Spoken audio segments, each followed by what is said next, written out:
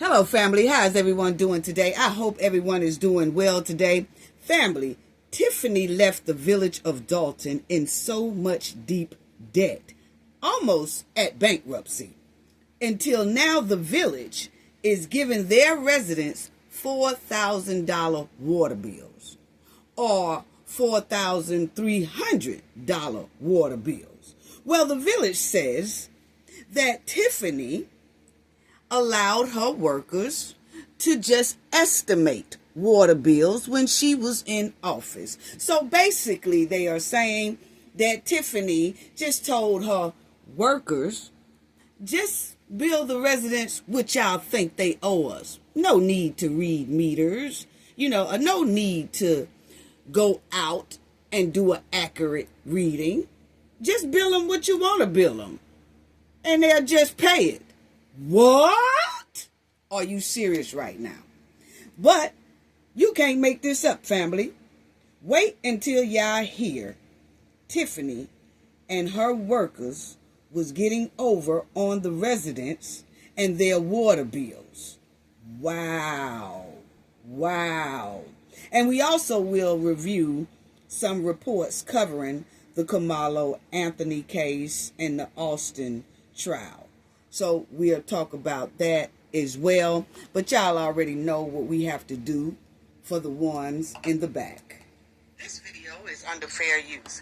Copyright disclaimer under Section 107 of Copyright Acts in 1976. Allowance is made for fair use for purposes such as criticism, comment, news reporting, teaching, scholarship, and research.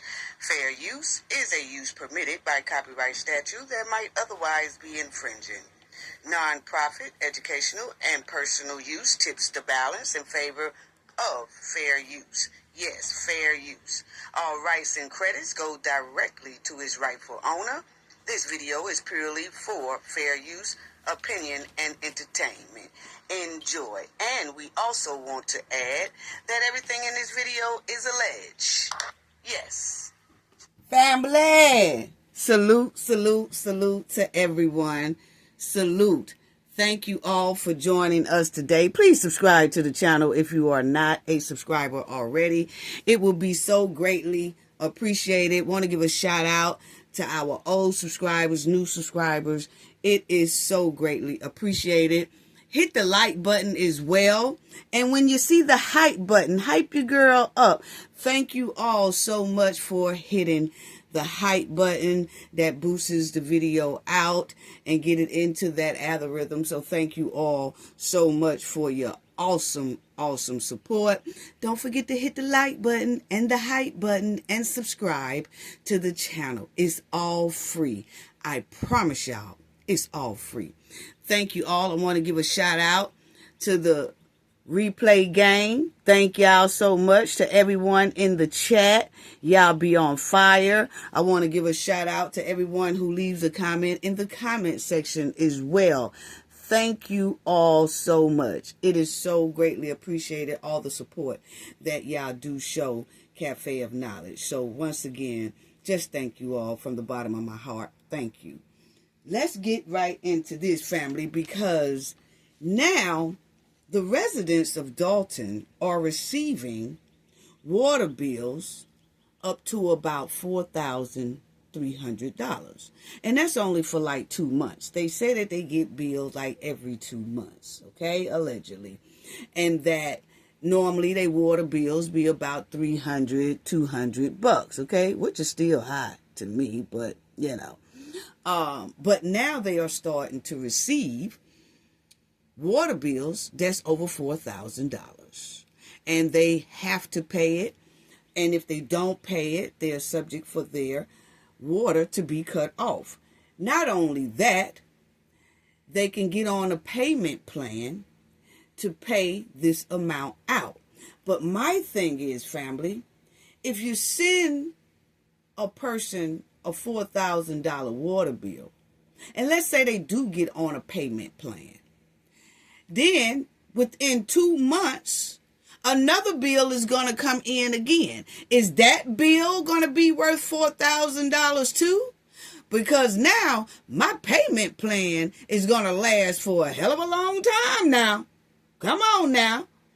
And they also are saying that this amount is not coming from, oh, that house has leaks, or they're using too much water and that is the amount of water they have used for 2 months. No, no, no, no, no.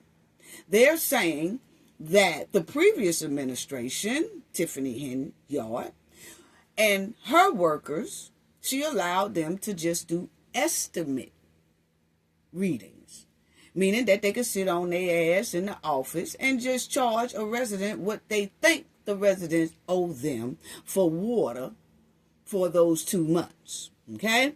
Now, Jason House, who is the current mayor now, he is saying that is why the bills are so high, because the previous administration was estimating bills. And so he really didn't say that they were reading them accurately now. And so the difference comes up to $4,000. Only thing Jason is saying is that the previous administration was estimating bills. And these are the correct readings. And then some of them may be adjusted, some of them may not. And the ones who don't get adjusted, they will have to go on a payment plan if they don't have the $4,300 to just pay the water bill. Unbelievable. Unbelievable, family. I was tripping. So now, the Dolton administration and the residents sat up there, and Tiffany came to town this past week. Remember, family, when she wanted media attention to get political clout off of Capri's demise? She really wasn't there for that, okay? Tiffany just wanted to come and start mess, okay? But my thing is, she is right there, and nobody brought that up. About, hey, you left us here in debt. This village is $8 million in the hole, and we are having to pay 4,000 and up water bills. Where's the receipts at? Why haven't the feds got her yet? These are questions that should have been asked when Tiffany was right there in their face in front of a news camera. It should have been a resident bust up in that news interview that Tiffany did and said, hey, could you tell us about where our $8 million went to? Can you tell us about where's our receipts at? Can you tell us about where's our money at? Because right now, we are feeling the heat from the money you stole or misappropriated. And now you left us having to pay like $4,000 in water bills. Can you answer that question, ma'am? That's what a resident should have did. While Tiffany was on the news, asked her that question, came right up behind her and asked that question. Yes. Yes. But instead, Tiffany went way over there to Dolton and played in them people's face while they sinking in hardship and debt. Wow. The village can at least get some of their money back if they just push to see why is it taking so long for her to be held accountable. Because Tiffany obviously has some money stashed somewhere. That's what it's given. Yes. Just like they going after the bank, they can go after Tiffany. Yeah. That's who got the bulk of their money. That's what it's given. Wow. The current administration or the residents hasn't even said too much to the media. They haven't made any media noise about Tiffany being held accountable so that they can get their money back. and that their taxes can go down. Their water bill can go down. Because the reason why they are in this deep hardship and have to pay $4,000 worth of water bills is because the village is basically broke. That's exactly what it's given. That they're trying to make up for the hole that they are in off of the residents. And you mean to tell me Tiffany go right back in that same area and play in their face? Wow. Wow. Don't complain to the news people why she's there. None of that. Like, oh, I'm glad you're here, sister. Can you tell us where our money at? Can you tell us where the receipts are at? And then say, we are hoping that the feds will go ahead on and do something so that she can be held accountable. That nobody said anything. But they'll get on the news and complain about their $4,000 water bill, which actually is coming from the hit that Tiffany gave to them. The doggishness that Tiffany gave to them. Wow. And they said that Tiffany and her workers had been estimating bills, water bills, for years. Yeah. Wow. So, check this out, family. What this lady said, and she's not the only one. She's not the only one at all. Nearly $4,300 water bill. Unbelievable. Unbelievable. Check this out. He says this is the time of year where she starts pruning and watering her lawn. Date says H2O bills that come quarterly are typically manageable. She showed us that they vary. The bill that ended in the year 2025 was $216 and some change to end the month of March.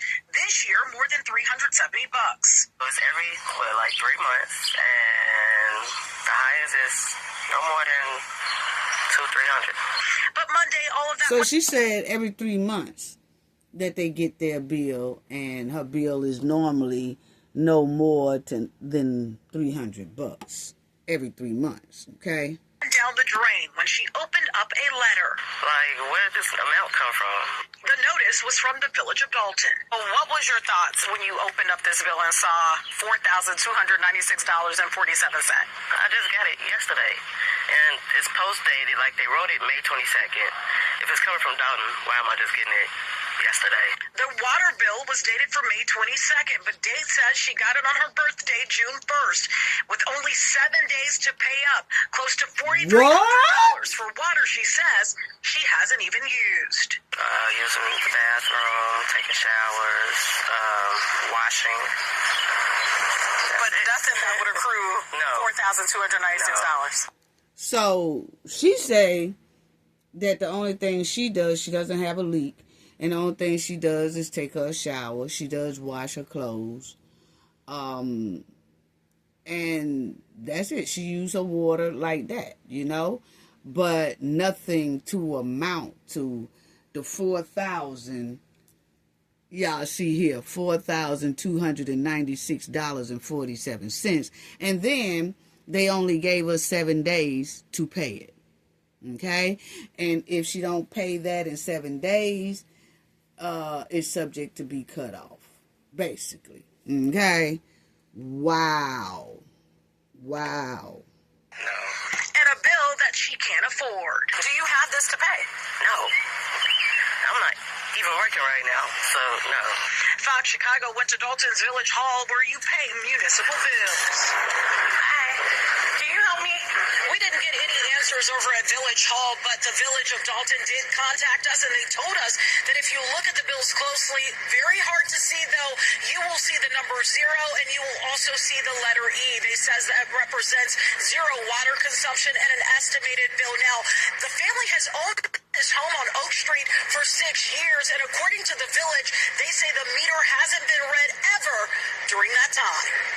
The village did go on to say this is not an isolated incident, and so they said the meters from when Tiffany was in there has never been read ever, the water meters wasn't ever read, that Tiffany and her water board just estimated water bills.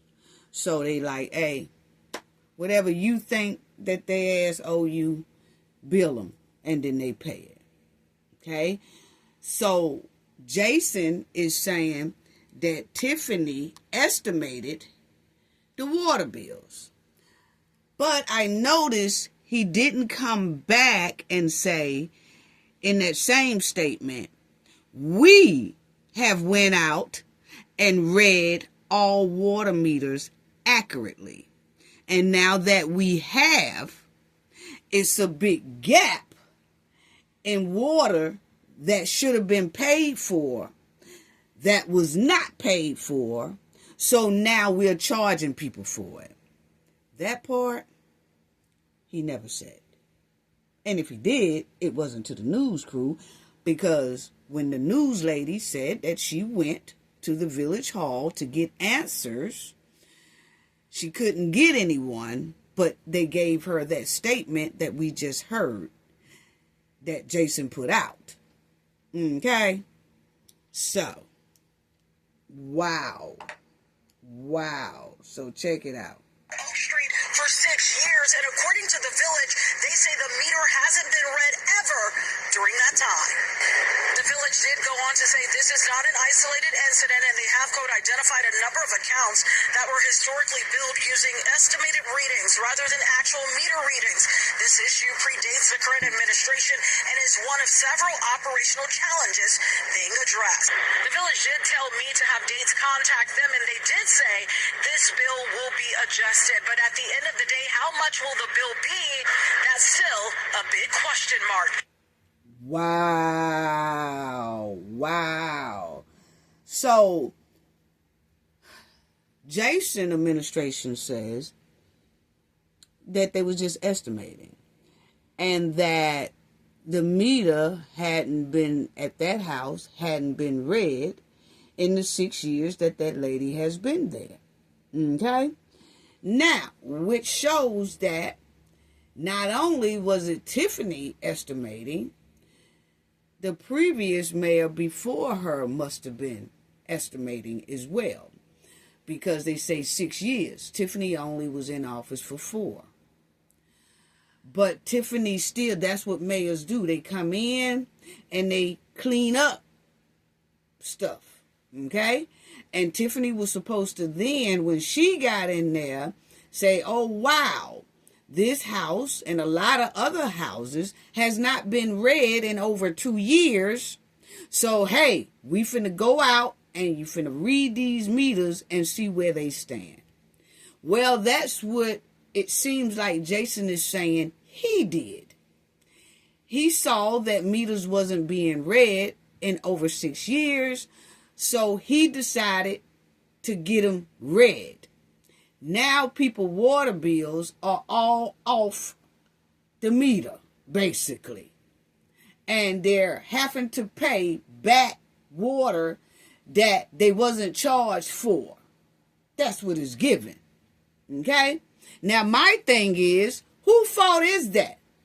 That's not the residents' fault, right? That is the village of Dolton fault. That they was too lazy to go out and read meters. So that shouldn't even fall under the residents. They should just take that as a loss, even though I know they wouldn't want to take that as a loss. But once again, family, if it was me, it was no way I would pay that, because your mistake should not cost me. The village mistake and laziness should not cost me. I depend on y'all to do it correctly. And I'm thinking that the water bills that I was getting all this time was correct. Now you're going to tell me it wasn't correct, and you're just going to dump a $4,296 something water bill on me. And this is not the only resident. They said it's a lot other residents throughout the village of Dolton who are paying water bills at $1,000, $2,000, $3,000, $4,000. And if they can't pay it, then they can be put on a payment plan.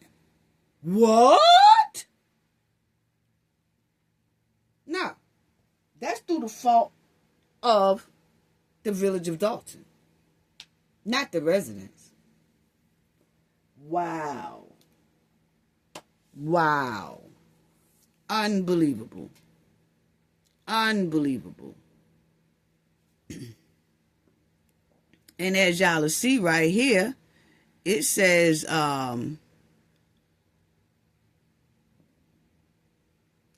right here that the Dolton Village residents have received unexpectedly high water bills, some approaching nearly $4,300 due to the utility accounts being historically billed on estimates.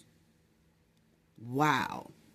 And it just says if you are dealing with this, you can dispute the charge, request payment plans, and demand a thorough account review to resolve the balance. So, family, a mess. So they've been estimating basically what they say. That's wrong. That's wrong. And the village officials, they have acknowledged that many water meters were not read for up to 5 years. Wow. Leading to underbilling during that period. Wow.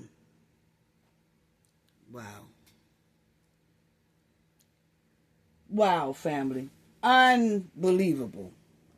So Tiffany walked right back into the village of Dolton last week, playing in the residents' face while they are swimming in debt, paying $1,000 to $4,000 water bills because of Tiffany.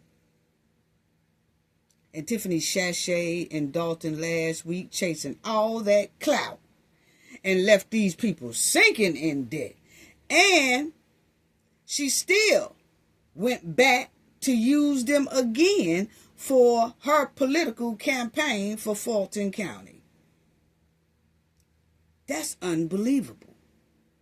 You dog a community out. You intimidate a community. You bully a community.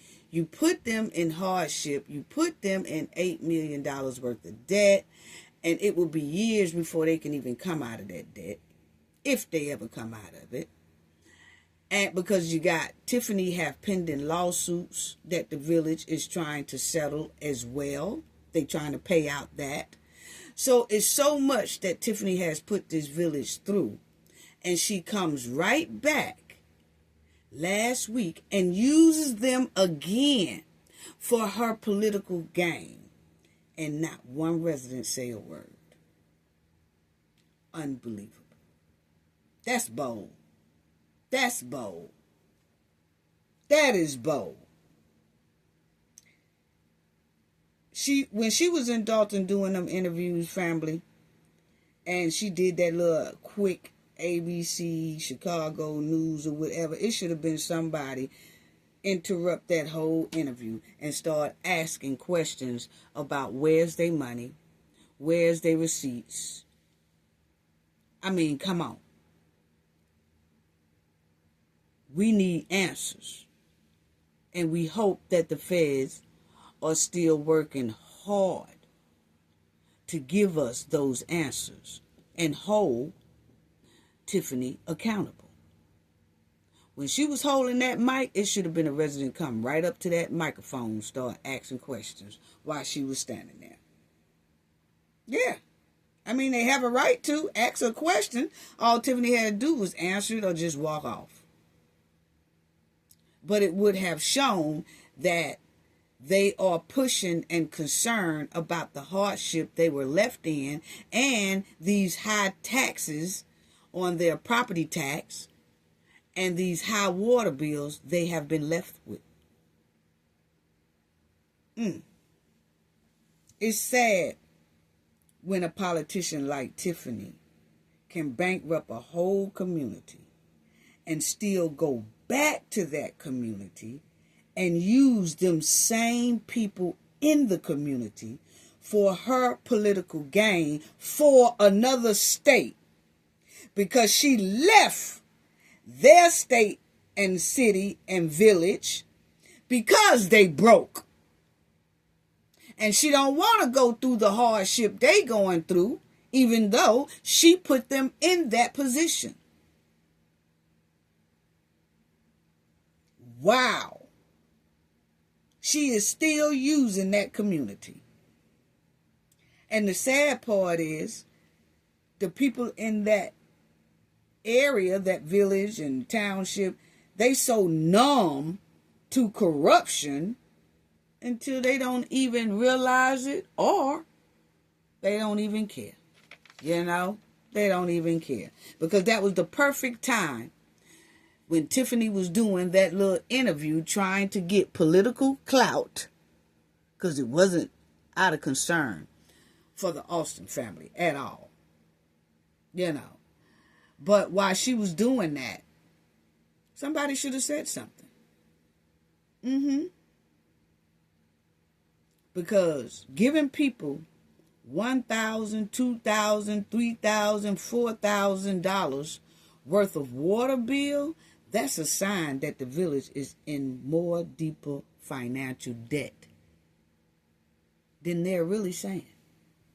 We know about the 8 meal, but what else is there? We know about the checks that the village of Dolton has a suit against the Fifth Third Bank, but also what else is going on? Because it's given this village is in deeper financial trouble than people actually realize. It really is. But we, over here, we're going to continue to ride Tiffany bumper, because Tiffany thinks she's going to do the same thing to Fulton County and to other cities throughout the South, because she want to stick her sticky fingers in our Southern bag. And it's not going to fly like that. So we will continue to bring awareness to Fulton County and to people throughout the South that this is how Tiffany rolls. But she want to run for a commissioner seat in Fulton County. Wow. That village is all messed up. Not only financially, they throwing out $4,000 water bills. So can you imagine what their property tax at the end of the year will be?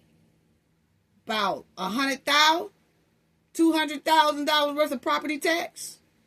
Oh, well, you know, they didn't read the property tax numbers right for about 5 years. Actually, this house was supposed to have been paying more than what they was paying, so we had to jack their property tax up for the year to $200,000 a year. And then if they can't pay for it, they just go on a payment plan. And then if they can't pay for the water, they can go on a payment plan. So now you got one resident on a payment plan for water and property taxes. You can't make this up. Are you serious right now? Wow. Well, Tiffany thinks she's going to come down here in the South with that mess.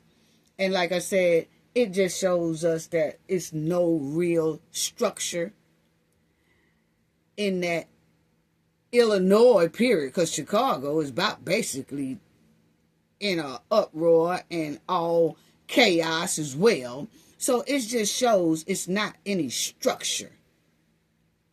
And Tiffany thinks she's going to come down here to the South where we do have structure and we have rules and we don't let people just come in and try to snatch our bag from us. No. It don't work like that. And I think Tiffany has really realized that. That's why she's running back and forth to running back and forth to Dolton. Because she's like, shit, the South, it's hard to use these folks here.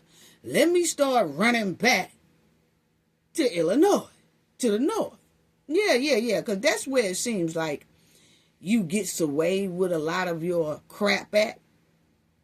But it's not going to work in the South.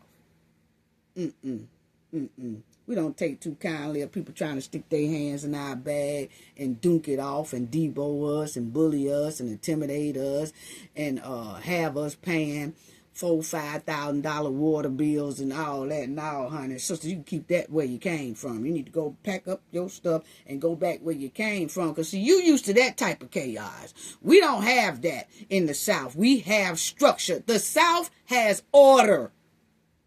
And it's other cities and states up north that has order too. But Tiffany come from a spot where there's no order, basically. Look at all the messes that's going on. Unbelievable. And I'm going to talk about something else right quick. But Tiffany plan was to come down here and dunk us Southerners. And her plan failed miserably. Yes, it did. Yes, it did. And we will continue to ride her bumper. Yes, we will. Yes, because, no. I put money in Fulton County as well. And my family is still in Fulton County. So, no, she's not finna dunk that bag off. No, and she's not finna bully that bag off. And she's not finna intimidate that bag off. No, we don't take too kindly to that in the South. Anyway, y'all remember when Tiffany was running the village like a gangster? She wanted to be Nino Brown. Y'all remember that, family? Oh, yeah, I know y'all remember that. And the people, the village and the residents and everybody else, they was complaining to the governor, to the AG and everybody. And they was basically being ignored or coming up with excuses why they won't step in. Oh, well, y'all remember the governor. He kept saying, oh, well, the feds is on top of it now, so there's no need for us, the state, to step in because we don't want to be stepping over each other's toes, so we're just going to let the feds handle it. And we noticed that Ms. Lightfoot is doing an independent investigation, so we're just going to let her do it, and we'll just sit back and continue eating our chili dogs, okay? Basically. Now, y'all remember when the residents kept on asking the leaders, hey, we need help. Please stop this hen. Please come here and stop this hen. Please just make her stop. Do something. This woman is out of control in this village and this township. The residents was writing letters and everything. They was basically being ignored. Y'all remember that? So, as y'all will see right here, it says, now y'all check this out now. Y'all check this out, family. Stay with me. Dolton residents and village trustees actively sought intervention from Illinois Governor J.B. Pritzker. I started to say Pretzel, but Pritzker. And other state leaders to combat former Mayor Tiffany Henyard's scandal. That just tore up the joint. Okay? Acting like a gangster. Pritzker's office stated they would support existing federal and independent investigations. I just told y'all about that, okay? And he just didn't want to overlap by coming in. Well, before the feds even stepped in, they was asking this man for help, and he basically ignored them, okay? Now, that was before the feds even came. That was before Miss Lori Lightfoot did her independent investigation. The residents were calling on the governor and the AG, the lieutenant governor. They was calling on everybody to please stop this hen who is out of control, okay? And they was basically being ignored. As y'all see, residents held rallies and marched to Governor Pritzker's home to demand state intervention as Dolton deficit swelled to millions. So I told y'all it was like that. It was no, he just didn't, put it that way. He just didn't step in at all. So, check this out. We already went over that about him. Okay, now, the AG, he stopped Tiffany from doing that old bootleg charity thing. The AG, Kwame Brown, he did tell Tiffany, stop that cancer foundation. And I think he stepped in on that one because it was so much uproar about how Tiffany is using cancer patients to get over and get money. But she wasn't doing anything for them. So I think that's why he stepped in. But after that, they didn't care nothing about it. Now, check this out, family, because just here a couple of weeks ago, guess who comes to the village of Dolton? After all the begging these residents did to the governor, to the AG, to the leaders, lieutenant, everybody. After they did all that begging, trying to get them to come to Dolton, Illinois, to help them with this trifling mud-walling hen, they would not come that way, would not really answer their questions, wouldn't try to stop Tiffany in no type of way. But as soon as Tiffany got the hell up out of the village and moved to Fulton County, guess who comes? Now the coast is clear. I can go now. I can go to the village now. The coast is clear. We don't have to worry about helping nobody. We don't have to worry about being bothered with the hen. We don't have to worry about being bogged down with questions about what we going to do about the hen. We don't have to investigate the hen. So now we can go. Guess who came? The lieutenant governor. Unbelievable. The lieutenant governor came to the Dolton village of Illinois to visit a free indeed market. Okay?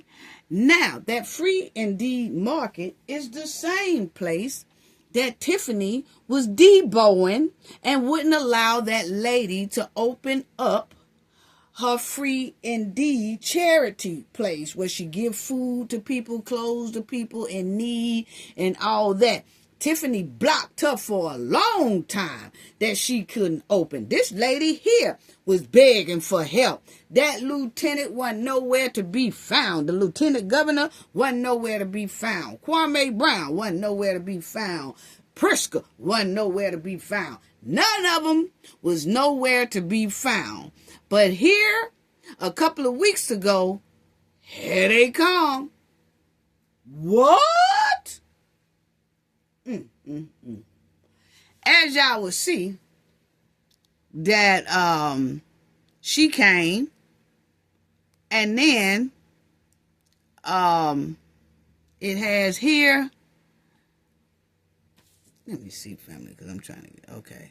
Y'all will see it has here that a site tour and press conference regarding recent federal SNAP, the food stamp benefit cuts, okay? So that's why the lieutenant governor came. She wanted to tell them and discuss to the community about the cuts that will be coming to the food stamp, okay? And highlighted that over 120,000 Illinois residents were at risk of losing or had already lost their food assistance benefits due to stricter federal work requirements, okay? And then y'all see attendees is the lieutenant governor met with the Dolton mayor, Jason House, the board of trustees, and the market leadership to assist the strain placed on local Southland families and communities-based pantries. Okay? So, wow. So that's her family. She came. Yes. Look at Kiana back there. And then this is the lady that runs the Free Indeed place right here.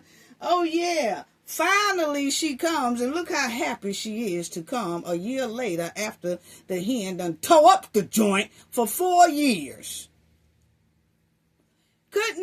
She didn't know where that place was. It was given. She didn't know how to get to the village when Tiffany was cutting up down through that joint. And misappropriation of the money and the funds, and stole, allegedly, money from the village, and millions was coming up missing, and misappropriating all type of funds and grants and carrying on. That smile, y'all see her smiling. Oh, hey, y'all, I'm here. How's everyone doing?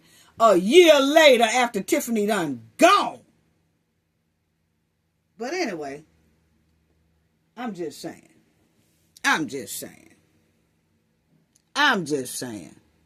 They needed this same smile, this same visit when Tiffany was cutting up over there. Yeah.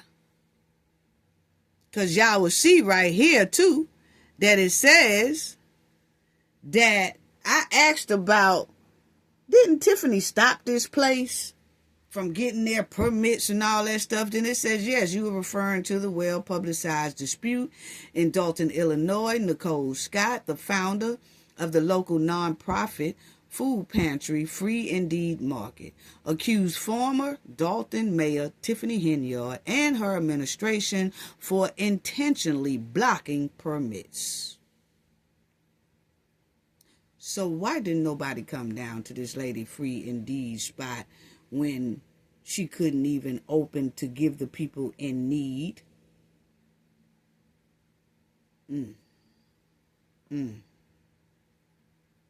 It says here, since July 2023, Scott attempted to secure permits and license from the village to, she wanted to redo her building, okay? She wanted to renovate it and try to get things looking real good. And it was a strip mall, family. And she wanted to expand the food pantry for the people, right? And it served thousands of families. And Tiffany was like, nah, dog. We ain't finna give you no permit. We ain't finna give you no license. We ain't finna give you none of that. So Scott publicly stated she believed Henyard's administration was trying to intentionally stall the permits so they could take over the property through eminent domain. You see what I'm talking about? You see what I'm talking about?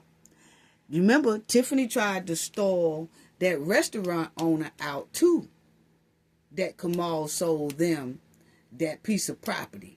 And when that restaurant owner and her husband got that place looking real nice with a rooftop and all that stuff, Tiffany tried to stall them out because Tiffany wanted to take that restaurant from them.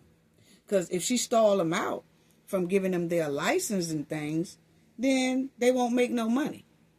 And then Tiffany can stall them out, starve them out, and then Tiffany can buy it back or take it back. Tiffany did that to a barbershop owner.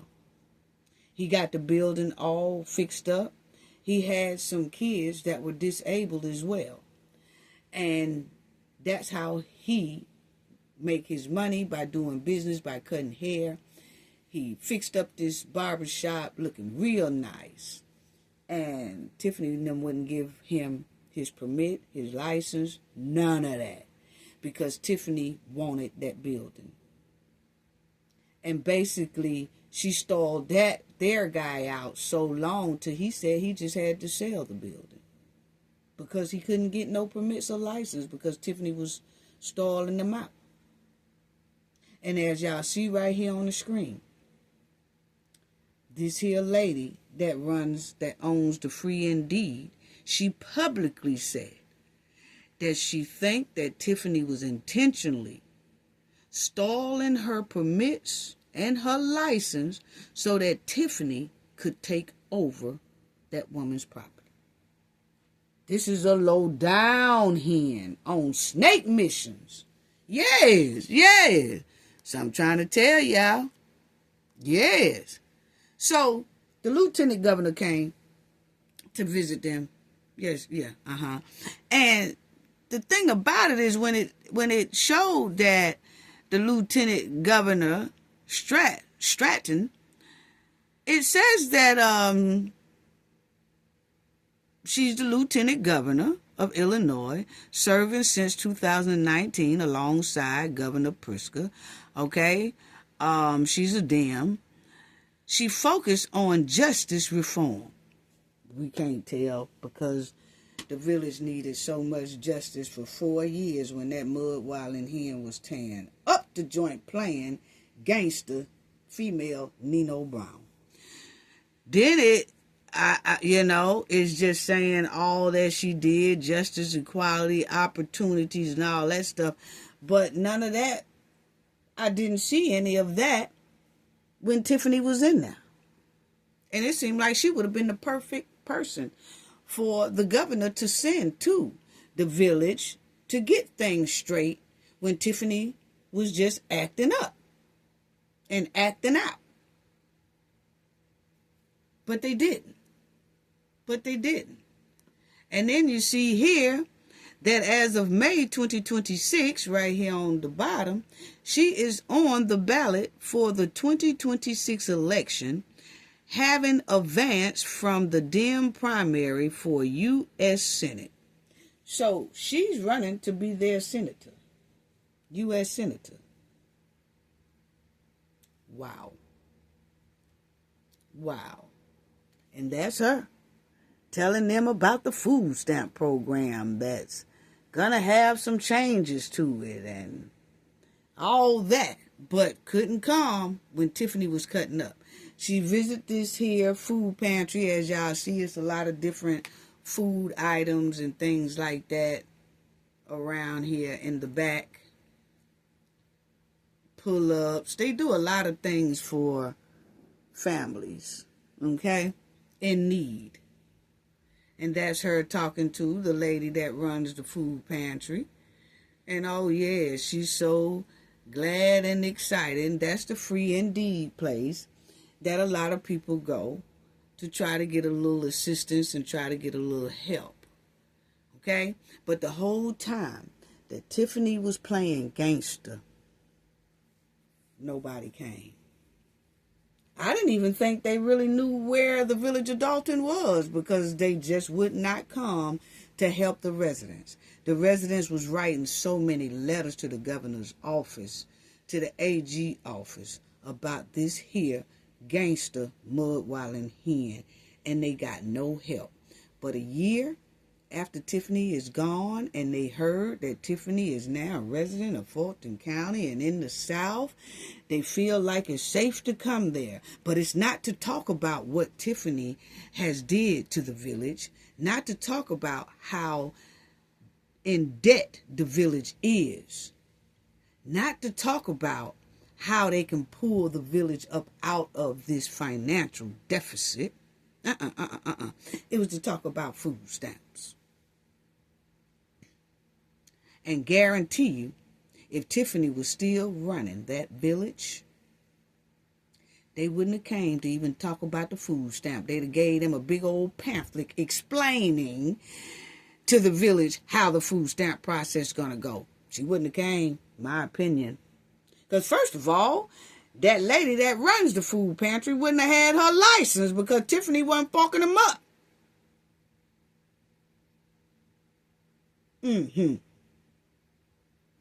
Wow. This is unbelievable. When I saw that family, I said I had to show the family this because we remember how the residents was begging and writing letters. They was at the community meetings talking about how they sent letters to the governor's office. They marched to the governor's office. They marched to the governor's house. They writing letters. They writing essays. They writing statements. They writing things for years and years and years. And they get no reply, really. And the only reason why that governor addressed about the feds is investigating Tiffany and Miss Lori Lightfoot is doing an independent investigation. He only brought that up because there was a news reporter who bought it up and wouldn't let him avoid that subject anymore. So they bought it up and put him on the spot. That's what made him say something about it. But now, they go down there and they can visit now. I'm telling you, if I was a resident, I would have said something about that too. See how she's sitting at the table with Jason and his administration, and she's sitting discussing about the food stamp changes and all that.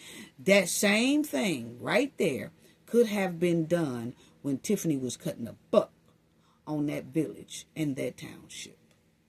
And it wasn't. That's all I was just saying. That, wow, they actually came down to talk to the village and talk to the administration after Tiffany left.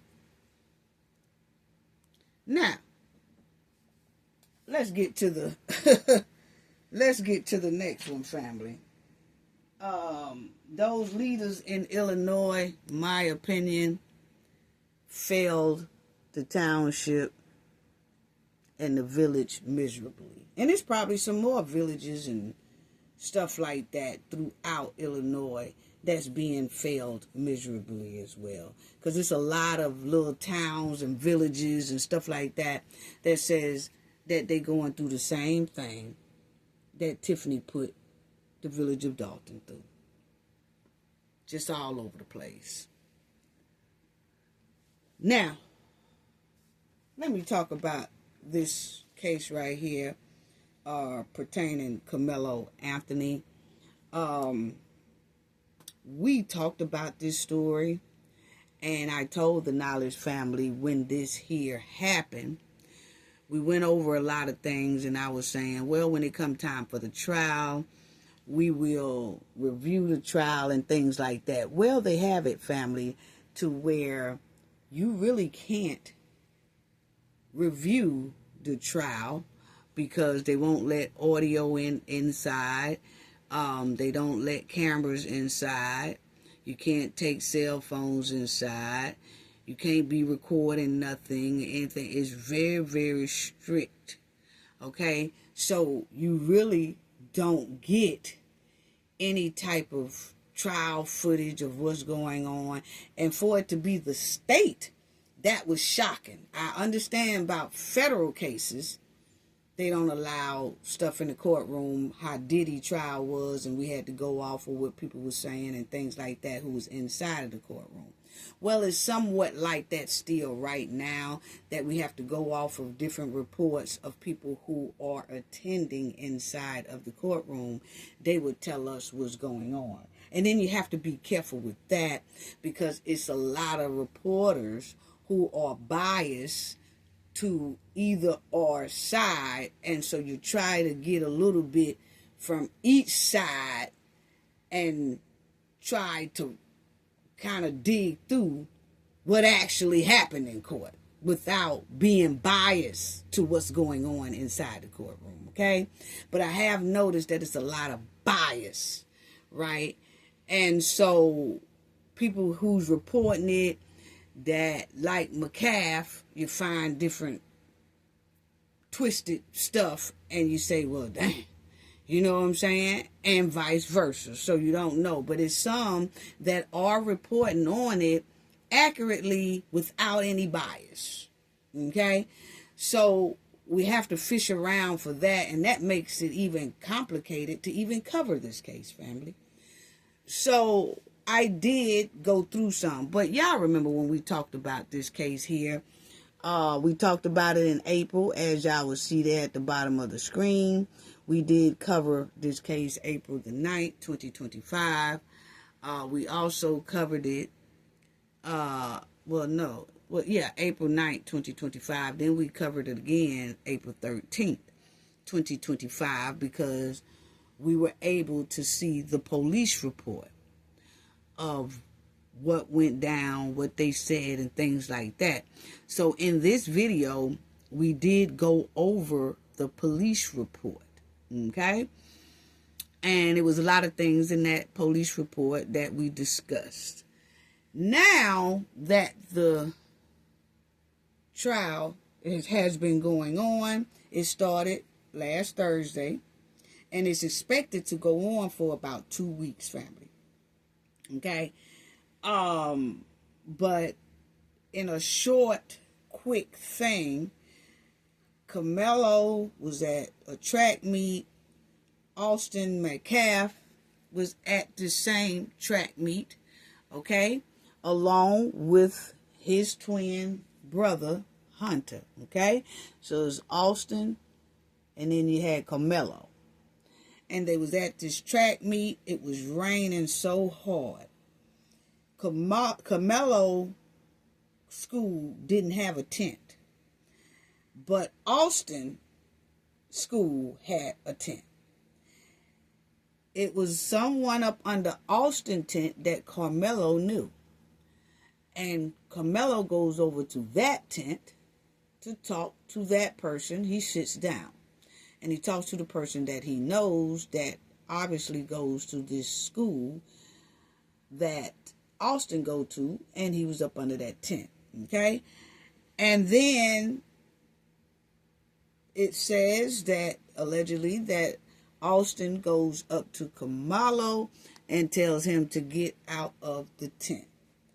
Carmelo don't want to get out the tent. It's raining hard. And then Carmelo is like, hey, man, you know, I'm talking to somebody, whatever. And Austin is like, man, get up out the tent. Austin approaches Carmelo with his twin brother Hunter, and they ask him, Carmelo, to leave the tent. He still doesn't leave the tent.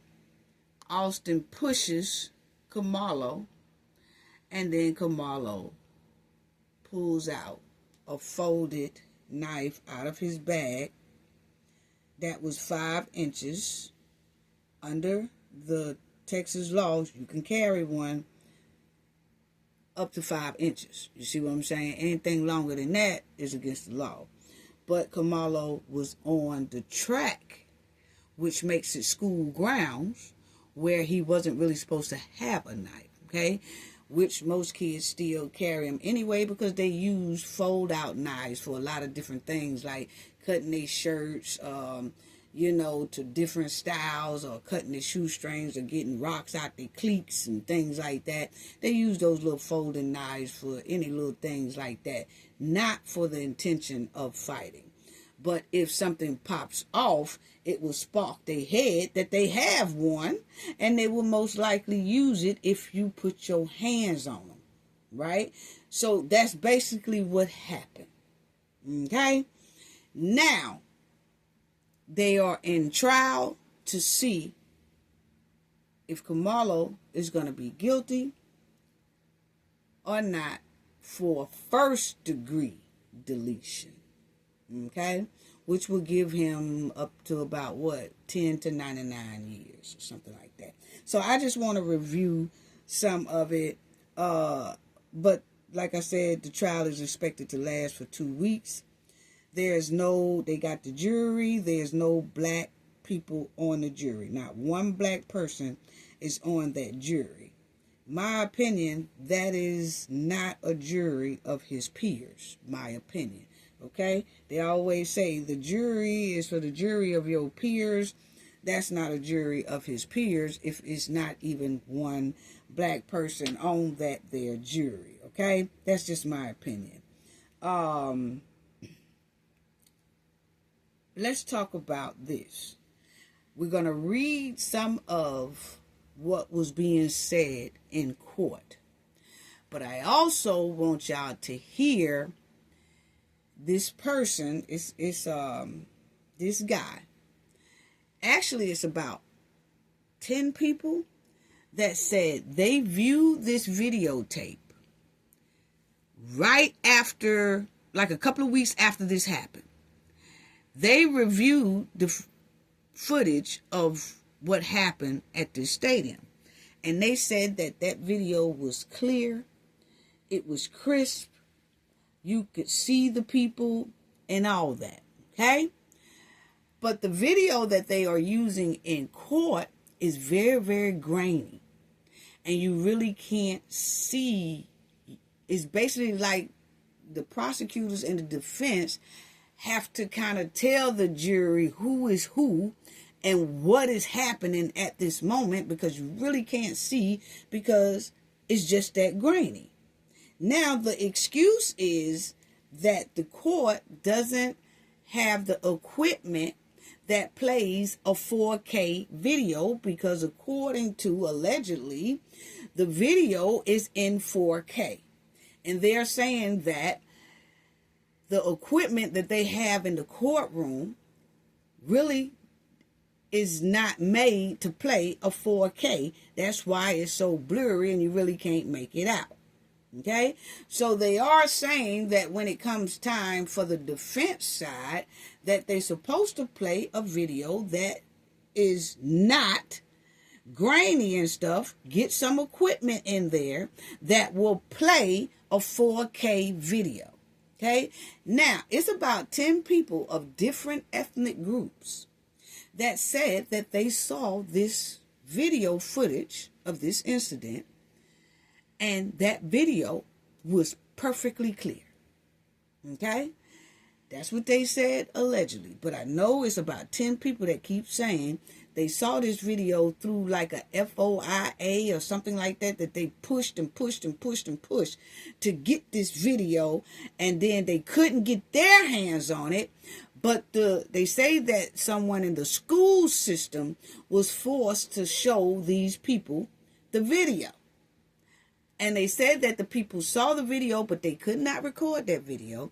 They could not do any audio recording on that video. None of that. They could just only look at the video, and that's it. And they said they looked at the video, and they was telling their accounts of what that video actually shows. Okay? Once again, the video that they have been using in the courtroom this past week is not even really visible to see. You can't see who is who. It looks far away and all that, okay? So, check out what one person said. This man who said he was one of the 10 that saw the video like 2 weeks or so after this incident happened, and they saw it at the school. Okay, now I don't know if someone at the school allowed these people to see it or not, but it's like 10 different people of different ethnic groups, not just blacks, different white and T's and all that saw this here video. But now that they say that it's being played in the courtroom, that video is grainy and look messed up where you can't really make nothing out. And that's not the video they say they saw. So like I said, they are saying that Carmelo Anthony's lawyers are trying to get equipment into that court that plays 4K video, so the video can be played crisp and not so grainy where you can't make nothing out. Okay? But this is one of the people who said that they saw the video, allegedly, at this school about 2 weeks after it happened. Okay? Check it out. There was this kid. Now, this before is... I knew his name now, this kid was saying... This is Austin. Excuse me. Rest in peace to Austin, too, and condolences to his family. But what you're finna hear first is Hunter, right after this incident happened. This is his account of what happened at the stadium. Under our tent at the track, we asked him to move. He started getting aggressive and talking reckless. And my brother stepped in and said, "You need to move." He's like, "Make me move." Also grabbed his backpack. This kid, I tried to whip around as fast as I could, but I didn't see the stab. But then Okay. So he says, he admits that him and his brother came up to Carmelo and told him, Carmelo or whatever, told him to move out of their tent. And Carmelo was like, nah, he ain't gonna go nowhere. And then they kept telling him to move, and Carmelo said, no, make me move or whatever. And you hear Hunter admit that his brother put his hands on Carmelo, okay? His backpack or whatever. And then that's when the poke happened. Okay? So check it out. Now look at my brother, and I'm not going to talk about the rest. So just that's what I saw.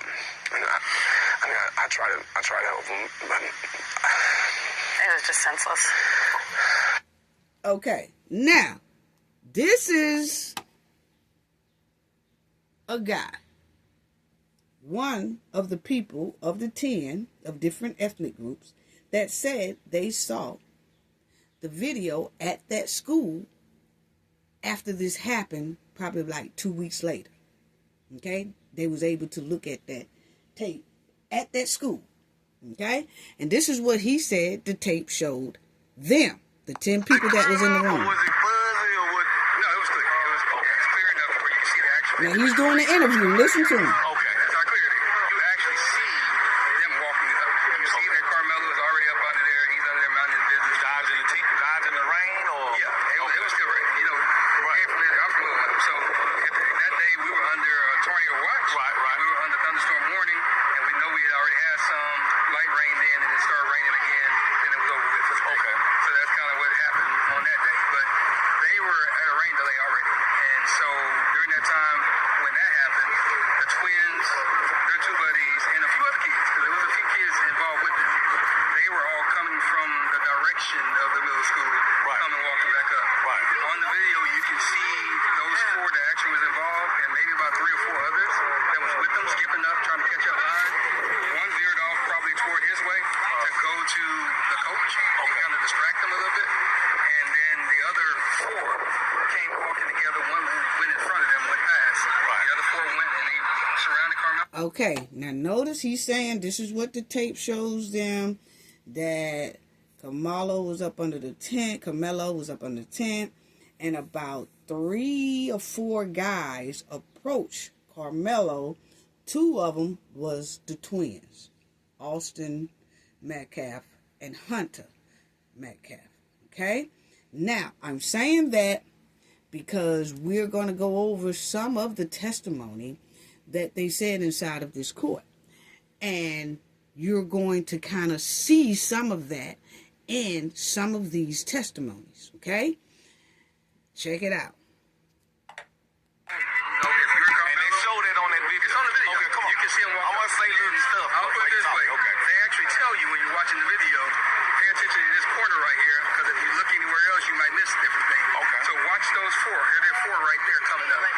That's exactly what they say. Okay. And so you have no way to be confused that it's those 4. Okay. So they come up, they surround them, and it's an immediate moment of not even a few seconds of pause, then that's when they jump. And so they actually did jump him. Yeah, it wasn't just no touch. It wasn't just all that moment. Yeah, it was a push. It was all kind of things. But Austin pushed, Hunter hit, and then everybody swung. But the same time. Okay, so he's saying, all this is allegedly now. They're saying it's 10 people that's telling the same story. I've seen different interviews. I just don't have time to show. It's a chick that said she seen it. Then it's another white tea lady said she seen it. And a lot of others, about 7 others, said that they seen it at this here school. And they are all telling the same thing. Now, this man here says this is all alleged. This man here says that that tape that they saw a couple of weeks after this incident shows that Austin did the push or whatever. Hunter swung. Okay? And then the other 2, they all start to jump Carmelo. This is what they're saying. He's saying he saw on the tape. Okay? Now check it out. So it's more than the twins that got some licks off for. So it showed that in the video. Yes, in the video. So again, you got Hunter and Austin standing in the middle. Okay. And you have the light bright boy here, and you have the darker boy here. Okay. I think that's where I remember. So I have to go back and think about it. But that's where they were. One was going up and down while they were talking, kind of pushing or whatever he was doing. Austin and Hunter was in front. So where they're talking about grabbing bags, Hunter actually said that I grabbed his bag. Right. And then later on, he said that Austin threw the bag. Okay. Jeff also said the same thing. And so that's them both antagonizing. guys, and we know under Texas law, I just have the fear that you're about to do something to me, and you can get up out of here. Yeah, so you don't have to touch me. But at that point, he still stood there and stopped there, and whatever they say alleged was said, you don't know that until they get to it here. But once they did that, they started hitting him. Carmelo actually was able to back out and try to get away. So he was actually trying to get away the first time. Austin grabbed him, and you can see his hoodie coming out like this, and they brought him back in. Okay. And when they brought him back in, that's when you can see Austin put him in a headlock. You can see that all the rest of them are still hitting. That must be when the poke happened. Now, this man says that the video he's seen, like I said, all this is alleged, and if this is what it is, but we're going to go over some of the witness testimonies, okay? Because I want to show y'all something within some of these testimonies, okay, that somewhat kind of paints the same picture of what this man is saying, okay? Now, check it out. He says that Kamalo gets loose, and then he gets pulled back in, and then he gets inside of a headlock by Austin, okay? And then all of a sudden, you see everybody kind of disperse, like leave. Now, my thing is, I always wondered, okay, Austin and his twin brothers over 200 and something pounds. Carmelo is like 120 something pounds or 30 something pounds. And I was wondering how, if they standing kind of away from each other, how did Carmelo get to poke Austin without Austin or Hunter just stopping his hands so that he don't poke? But then when this man here says that allegedly Austin had Carmelo in a headlock, in a quick headlock, that kind of, I could see now how Carmelo poked him right quick, because he's close up on him because he's in a headlock, okay? And then the crowd disperses, okay? Now this is allegedly. I'm just going to showing y'all or letting y'all hear what this man here is saying. And then we will go to some of the written testimonies that was said. Check out. He was able to get out again, back out. Okay. He looked like I grabbed him back, but he still stood there and stopped there. And whatever they say alleged was said, you don't know that until they get to it here. But once they did that, they started hitting him. Carmelo actually was able to back out and try to get away. So he was actually trying to get away the first time. Austin grabbed him, and you can see his hoodie coming out like this, and they brought him back in. Okay. And when they brought him back in, that's when you can see Austin put him in a headlock. You can see that all the rest of them are still hitting. That must be when the poke happened, because he was able to get out again. He backed out. He looked to the right. That's where the other little kid was filming, because they got some cell phone footage too. But that's where he was filming. He looked directly at him in his camera, and then he went this way to the left. He went down. He fell, and that's when they realized he was gone, because they were still punching. When he fell, that's when they all turned around. They started chasing him. Austin tried to go chase him too, but he grabbed his chest. I guess he realized that something happened to him, and that's when he went down a little bit and he fell down. But all three of them. Okay, so he says that after Carmelo was in that headlock, he said then everything dispersed, but some of the other guys were still punching Carmelo. And then, but Carmelo was able to get a loose kind of from that headlock after that poke. And then Carmelo starts running, and then the other guys started running after him. He says that Austin, on the tape, looked like Austin was getting ready to run after Carmelo too, but he stopped right quick, grabbed his chest or something, and then that's when he fell down, okay? Allegedly, this is what he's saying happened. What he saw. Carmelo was so fast, he got away and went around to the coach. And so you can see them on the video pointing toward Carmelo and the coach. And I can imagine, because Carmelo was out of the camera on that moment, that he was telling the coach what happened. And then that's when Hunter said he whipped his head around. That's a true statement. He just wasn't sitting with you. He whipped his head around. You see him on the video. And that's when he walked over to where Austin was, but he never touched him. So all that stuff about him rendering aid and holding his heart, he never did that because the coach grabbed him and he was holding him. So at the end of the day, that's kind of where the moment went. But they did assault him, and we'll just play the game. Even if it was just a push, you still assaulted him because it was unwanted. By your own definition and your word of him saying that leave me alone and I'm not going, you assaulted him, period. But they did beat him. And if you look at not the photo that Fox 4 put out, because that was one that they actually edited. I have the emails to prove it. But the actual Collin County one, you can see the webs and stuff on his eye. You can see the nose is swollen. You can see the webs under his neck. And so that's the reason why they edited the one from Fox and kind of airbrushed it. And you can see they put the locks of his hair that got taken out as well. Okay. So,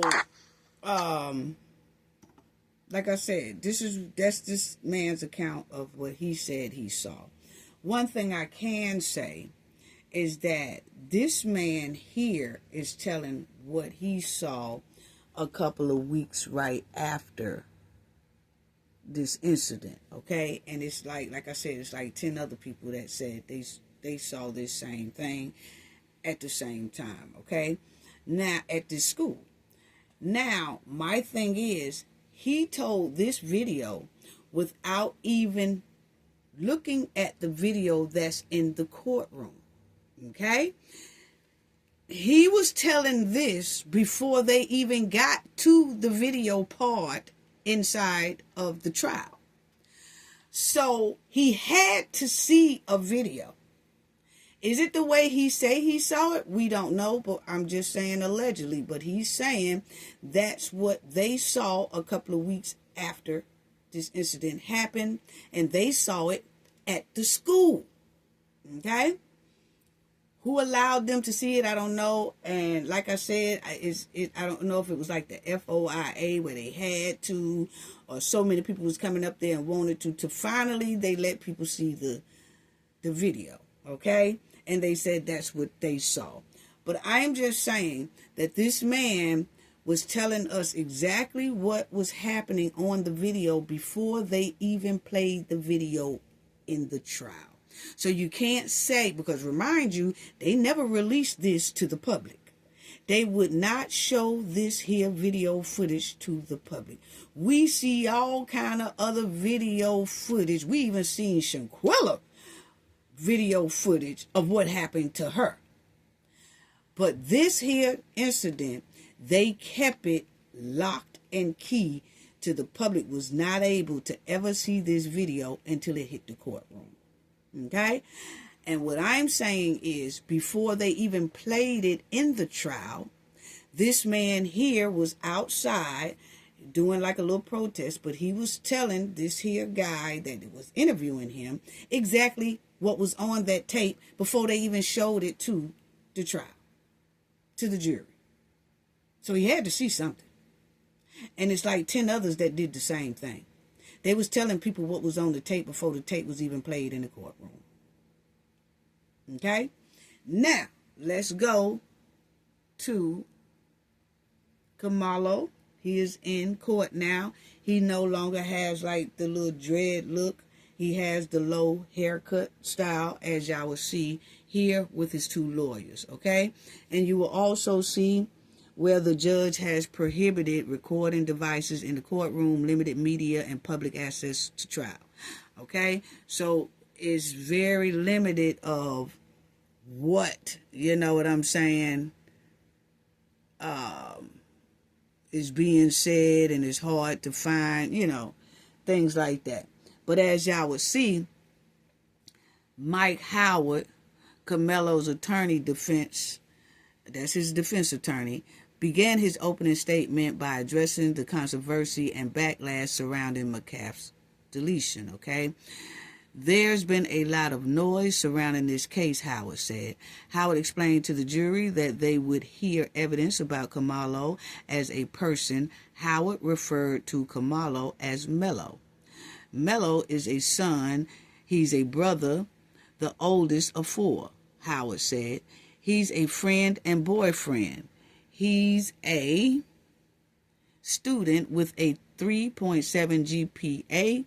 He's holding down 2 jobs while being an athlete and student, basketball, football, and track. Howard told the jury that Anthony is into chess and like camping. He said Anthony's mother is a nurse who gave up her career after having more kids. His dad was a financial manager for a car dealership. Okay? Then you will see the family is from Baton Rouge, Louisiana, Howard said. The family moved to North Texas midway through Anthony's freshman year, and he started at Sentinel High School during his sophomore year. Howard said Anthony gets good grades and that he was elected captain of the football team. According to Howard, Anthony also has epilepsy. So we know now that Kamalo has epilepsy, okay? You could still play athlete sports with epilepsy. It just depends on if you have went 6 to 12 months without having any type of seizures or anything like that, the doctor will permit an athlete to play as long as they have went that time frame without any seizures or anything. But they stay closely monitored as well. But there are a lot of athletes with this that does good in their athletic field. Okay? So you will see that that is a neurological disorder characterized, by recurring unprovoked seizures, okay? And they have sudden causes. They have outbursts of electrical activities in the brain upstairs, which can temporarily affect a person's consciousness, movements, and behavior. Okay, so he does have that, okay? Now, let's go to what some of the people said. You had Warski. I think he was a coach or something like that, family. It says his opening statements about the account. Okay, he described the scene at the track meet on April the 2nd, 2025. Okay. This is what he said. He said that the rain was expected that day and that it led to confusion surrounded by the participants in the track meet were supposed to go. Most stayed in their assigned areas with their teams and their tents. Austin Metcalf and his brother, Hunter, and other boys entered the stadium 6.5 minutes before the deletion. Waski said that Anthony approached the Memorial High School tent 2 minutes later. Okay? Memorial athletes told Anthony he could not be in the tent because tents are like locker rooms for teams, including a safe space to avoid things being stolen, Warski said. Okay? Austin, who had been asked by his coach to step up and be a leader, told Anthony that he had to leave, at which point Anthony replied, "Touch me and see what happens." According to the Warski, Austin did not want to fight until he took the bait. That's what he said. Now, with this coach saying that Austin took the bait, when someone says, "Touch me and see what happened," you tell someone to move and they say no, and you tell them to move again and they say, "Touch me and see what happened." Okay? That's not provoking anyone. That's warning a person. Hey, look here. I'm not going to go anywhere, so leave me alone. And don't try to push or force me to leave. And if you do, see what happens. It's a warning. It's a warning. Don't put your hands on me. Okay? Now, My opinion is that Austin and them should have went and told the coach, hey, look here, I stepped up to try to be that leader that you wanted me to be.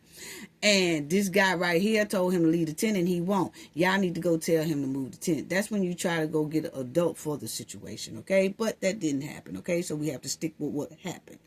So this is what that man said, okay? So then you have, then you'll see it says, Austin was poked with a folding equipment, and he didn't even know he was poked. That's what the man said.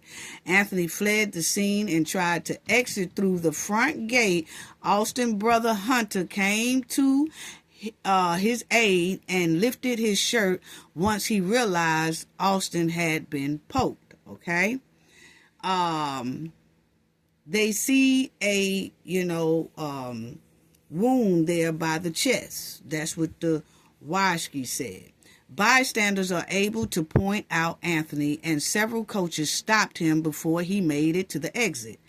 Anthony allegedly informed the coaches that Austin touched him first, as if that justified his act, and as if it justifies the deletion he just committed, Washki said. Now, let me stop right there. Because in a courtroom, I don't know why Carmelo Anthony's, because see, these are just reports that people writing down. I don't know if Carmelo's defense attorney objected to that right there, but it should have been. Okay, but according to this, I don't see an objection. Okay, because that's a personal thought that need to be striked from the jury. Okay, because you, in cases like this, don't go telling me as if that justified what he did, as if that does this, as no, as if that, strike, because this is not about your personal opinion. Just tell us what happened. But adding that extra stuff, how you feel and what you feel Carmelo thought or what you feel Austin thought, that's speculation. So that should not even have been allowed to enter without hearing an objection to strike. Okay? Now, whoever wrote this down because they were sitting in the courtroom, maybe Carmelo defense did that, maybe not. I don't see it on here. So I'm saying they didn't. Okay? But what I am saying is that little part right there that Wysky said should have been struck out. Because he said that Carmelo Anthony allegedly informed his coaches that Austin touched him first. And then that man says, as if that justified his act, as if it justifies the deletion he just committed. Okay? That shouldn't have been said. Okay? Because he said he touched me first. He was just telling them what happened is that he didn't start it. It's not saying that he's justifying the deletion. It's saying, hey, look here. He put his hands on me first. Because as you listen to the testimony, Carmelo clearly asks, is he going to be all right? So that means he don't even know that at that time that Austin has gone. Okay? So when you say as if that justifies him deleting him at this moment, when Anthony ran to the coaches, he don't know that Austin is gone. Okay? So that's all I'm saying. That should have been striked. According to the Sky or whoever he is, Mr. W, I'm going to just say that, after Anthony had been put in handcuffs, a police officer said, I have an alleged suspect, at which points Anthony replied, I'm not alleged. I did it. Okay? So this is what they're saying in the courtroom during testimony, okay? Then you'll see Howard said Anthony talked to Parra for 5 to 10 minutes, at which point Austin and Hunter Metcalf saw Anthony. Okay? Anthony is 5 feet 8 inches tall and weigh about 135 pounds, while Metcalf brothers are each about 6 feet 1 inch tall and weigh about 213 pounds. Okay, so both of these twins weigh about 213 apiece. I've heard some say 235 apiece, so we'll say 213 apiece, which means they are 100 pounds each, basically, heavier than Kamalo. And if you put both of the twins together, they're 200 pounds heavier than Kamalo. Okay? And so then you'll see Howard said the twins began telling Anthony to leave. And Anthony was confused as to why they were making such a big deal out of this. Anthony told the Metcalfs that as long as you don't touch me, we're cool, Howard said. According to Howard, Anthony put his hand in his bag and everyone thought of it as a warning. At which point, Austin said, I know you ain't got nothing in that bag. Howard said the Memorial kids started to stand up as if a fight is going to happen, and Anthony stays seated. Austin made the first physical contact in spite of Anthony's warning, Howard said. So, Anthony Kamalo was still seated when the Metcalf twins approached him, okay, and told him to move. He was still seated, and as they was telling him to get out the tent or whatever, this witness is saying Kamalo was still seated and just saying, hey, look here, just as long as y'all don't touch me, we cool. And he was still sitting down, meaning that he wasn't even in a prepared stance to fight, okay? Now, then the witness says, Mello defended himself with that weapon, Howard said. He ran. He didn't poke again. He dropped the weapon. He didn't poke anyone else. Okay? All right. And we're just going off the statements, okay? Now you'll see the Howard guy again. Defense attorney Mike Howard said Anthony woke up late to get to track meet, drove to school, and got on the bus with teammates. He says Sentinel High School did not have a tent that day for an unknown reason, while all other teams did. All they had was a tarp. Why is the Sentinel, the school that Kamalo attended, knew that they was finna run track or whatever, why didn't that school have their own tent? Said all they had was tarps. I guess like you just pull the tarp up over your head and just sit like that. I don't know, but I'm just trying to figure out why they didn't have a tent, but all the other teams and schools had tents. Wow. Because, man, it could have been so avoided. Anyway, Howard said that throughout the morning, Anthony was in a normal mood, was relaxing with teammates, and went to take cover from the rain. Anthony allegedly saw someone he knew inside the Memorial High School tent and went there to take cover. So he's saying that the only reason why Anthony went over to that Memorial tent, that Austin and Hunter belongs to that school, the only reason why he's saying that Anthony went over there is because Anthony knew one of the guys who went to that school as well, and they knew each other. So Anthony went over there to talk to him and also to get up out of the rain, okay? Because they said it was pouring down raining at that time, okay? Anthony, and it says that this friend, identified as Edwin Parro, is a close friend of Anthony's girlfriend. Howard said Anthony talked to Parra for 5 to 10 minutes, at which point Austin and Hunter Metcalf saw Anthony. And that's when things went south, okay? Now, this right here,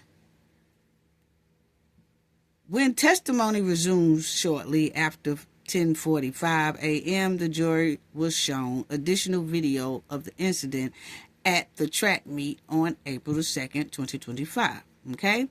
Porter, the expert witness for the state, confirmed that the first time Anthony is seen in the video is at 9:52 a.m. Okay? 3 minutes later, Anthony is seen for a second time approaching the entrance of that stadium, okay? He is seen walking past 2 tents towards the east side of the stadium. In a video shown from another angle, Metcalf is seen walking up to his school tent. The moment is time-stamped at 5:54 a.m., okay? So Kamalo gets in the tent at 9:52, and then the Metcalf come in at 9:54, about 2 minutes after Kamalo gets in the tent. Then Metcalf twins come. Then it says it says when the video shown at 10 a.m. timestamp, movement was visible on the bottom edge of the tent. Porter told the jury that one person appears to push another person under the tent. Okay? That's where they're saying that Austin pushed Anthony. But he's just saying where it shows one person appears to push another person under the tent. And see, that's another thing. Why are we just not saying, if we're looking at the video, family, why are we just not saying, the experts saying, it appears to Austin pushes Kamalo under the tent? Why they don't say that? See, when it's given that when we know that it's going to make a person look bad, we don't want to say their name, so we just going to say, it appears to be one person push another person up under the tent. And that's when you have to say, okay, which one of the persons pushed who up under the tent? Can you tell us that? Oh, I can't make that out because the video is real grainy. Well, then, hell, you can't say if that was even the two people that was having a confrontation. That's all I'm saying, family. You know? But anyway, then it says, movements later. There is a sudden burst of movement. Anthony is seen running down the bleachers, falling at the bottom, then getting up and continuing to run. After being shown a zoomed-in video, Porter said it shows Anthony running towards a fenced area. Once again, you see how they say on here, family, that they zoomed in because they wanted to see Kamalo running. But they do not say they zoomed in so that the expert can see which person pushed another person up under the tent. See, this is what I'm talking about the games. You know, if you're going to zoom in to show Anthony running towards the fenced area, it says clearly here, after being shown a zoomed in video. Why we couldn't show a zoomed in video for the part that it says Porter told the jury that one person appeared to push another person under the tent. So see, they are, when a video was showed at 10 a.m. timestamp, movement was visible. Movement was visible. So that means the only thing they could see is somebody pushing somebody. They can't tell who the person is. So how come they didn't zoom in the same way they zoomed in down here and show who pushed who? That's all I'm saying. Okay. So then they go on and they continue with some statements. Let me do it here because I think this is the one that I want. Yeah, I have to go back to that one. Prosecutor Bill Whisker turned his attention to the track meet on April 2nd, 2025.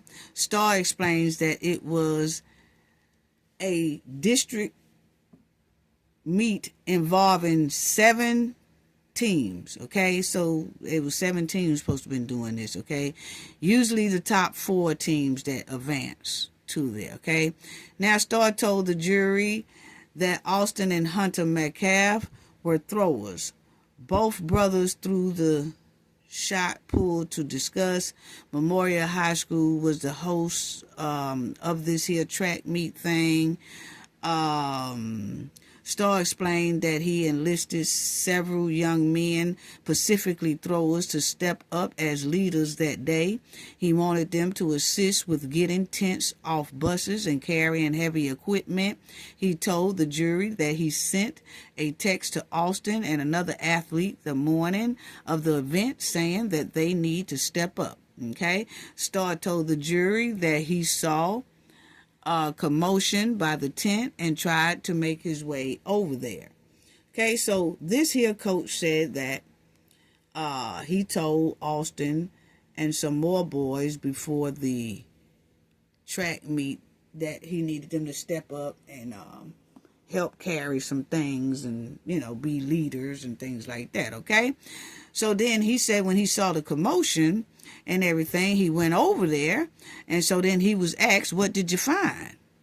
And so Mr. Mr. W said, I see Austin on the ground, and his face is purple, and he had a big, wound in that chest area, Starr said. Austin family members started to cry in the courtroom. Starr began weeping as well at times, and then he said he made his way to Austin, where trainers were working on him. He told the jury he heard Hunter say, do something, and pointed towards Anthony. Starr said he approached Anthony, who was with his coaches. He said he put a hand up and told Anthony he wasn't going anywhere, describing the moment as surreal. Okay? Mr. W asked Starr what he did, and he replied that Anthony put his hands on him, saying he was not hysterical when Starr walked up. Starr told the jury that he got upset and that Anthony's coaches told Starr to leave, but later said they didn't know Starr was a coach. Starr said that when he came back to the stand, he found everyone praying. He said he found Hunter and the two kneeled down praying. Okay? He said, I just knew Austin was gone, Starr said. Okay. I did that one. Okay. So then you will see that Starr was asked if he could see Carmelo Anthony in the courtroom. He said yes, and identified Anthony by what he was wearing. Mr. W asked if Anthony looked it different today, and Starr agreed, saying, he's clean cut today. Ain't nobody asked you that. You see what I'm saying? I would say strike, motion to strike. I asked you, do you see the person in the courtroom? All you have to do is point them out and say, yeah. I say, what is he wearing? And then you say, okay, he's wearing a tie, a red tie, and a white suit, or things like that. That's all you have to say. You're only just pointing them out and letting the jury know you know who you talking about, and that's the person you talking about. Before saying, oh, he clean cut today. So you trying to say, any other time he nasty as hell. That's what it's given. And that should be removed and strike from too. You know what I'm saying? Because we didn't ask you that. You know? But anyway, and I'm quite sure I'll find some things on the defense side when they get to it. Right now, this is the prosecution side. You know, because I'm very fair at my reporting. But right now, this is just the prosecution side that's doing a lot of the questioning, you know. And I'm quite sure when they get to the defense is starting theirs this week here, family. So, but anyway, you would see that he says he clean cut today, okay? And then the prosecutor shows a photo of what Anthony looked like the day of the poke, and Starr confirmed that it was him. A mugshot of Anthony was then shown on the monitor. Okay? So see, that's what I'm saying. Once he described what Kamalo looked like, then he didn't have to say, oh, he clean cut today, because the prosecutor was automatically going to show Starr, this here witness, a picture of him, and he said, yeah, that's how he looked when the incident happened. That's all. But anyway, the prosecution began showing text messages on the courtroom monitor. One text shows Starr asking Austin and another student named Rich to be leaders, okay? And Austin replied, for sure, coach, gotcha, okay? The text thread showed that Starr replied after Austin deletion, I love you, man. Sorry I didn't say enough. That should have been struck. Okay? And I'm going to tell you what I'm saying about this. He said that he told Austin to step up and be a leader, right? And then he shows a text message of him telling Austin before the game, hey, I need you to step up, be a leader, take off equipment, set up equipment, things like that. And so Austin replies, for sure, coach, gotcha. But then they say after Austin passed, weeks later, a couple of days later, the coach texts Austin, even though the coach know that Austin is gone. He texts Austin and say, I love you, man. Sorry I didn't say enough. Well, see, that ain't got nothing to do with what we talking about right now. Okay? That really doesn't. It doesn't have anything to do what we talking about now. So showing that text is irrelevant for the courtroom. What do that text supposed to prove in the courtroom about Carmelo Anthony poking Austin? It doesn't. It shows that he has feelings for Austin, but that's when the prosecutor just could have said, were you close to Austin? Then the coach can say, yeah, I was very close to him. You know, I even sent him a text after he passed. That could have came then, but just showing the text like this right here with no relevance, I would have had to ask for that to be striked and removed, you know. But anyway, you know, we just going over it. I'm just telling y'all my thing. Okay, we did that. Okay, now y'all will see right here. This is another witness. Okay, or this is the the defense. Toby Shook began to cross-examine Starr. Okay, shortly after 3:30 p.m. Okay, so Carmelo's lawyer name is Shook. Okay, and he asked Star about students visiting other teams' tents at track meet. Star replies that it's not the norm to be under another team's tent, but he agreed that he does see athletes talking to other teams under other tents from time to time. So the coach just admitted that he do see teams, different teams, talking to each other up under different tents. It don't matter if that's they school tent or not. He have seen athletes talking up under different tents, okay, that don't belong to the schools. Okay, so then Star told the jury he didn't know whether Sentinel High School had a tent that day. Well, according to the testimony, family know they didn't have a tent. Okay, that's Camelo's high school.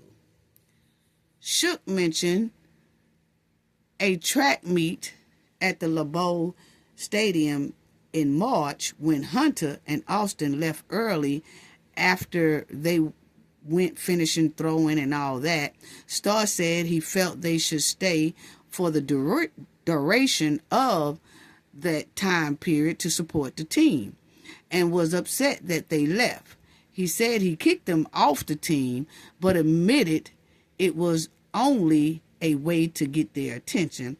So what he's saying is that in March sometime before this incident happened, the Metcalf boys, after they finished doing their little throwing and their exercising, they leave, you know.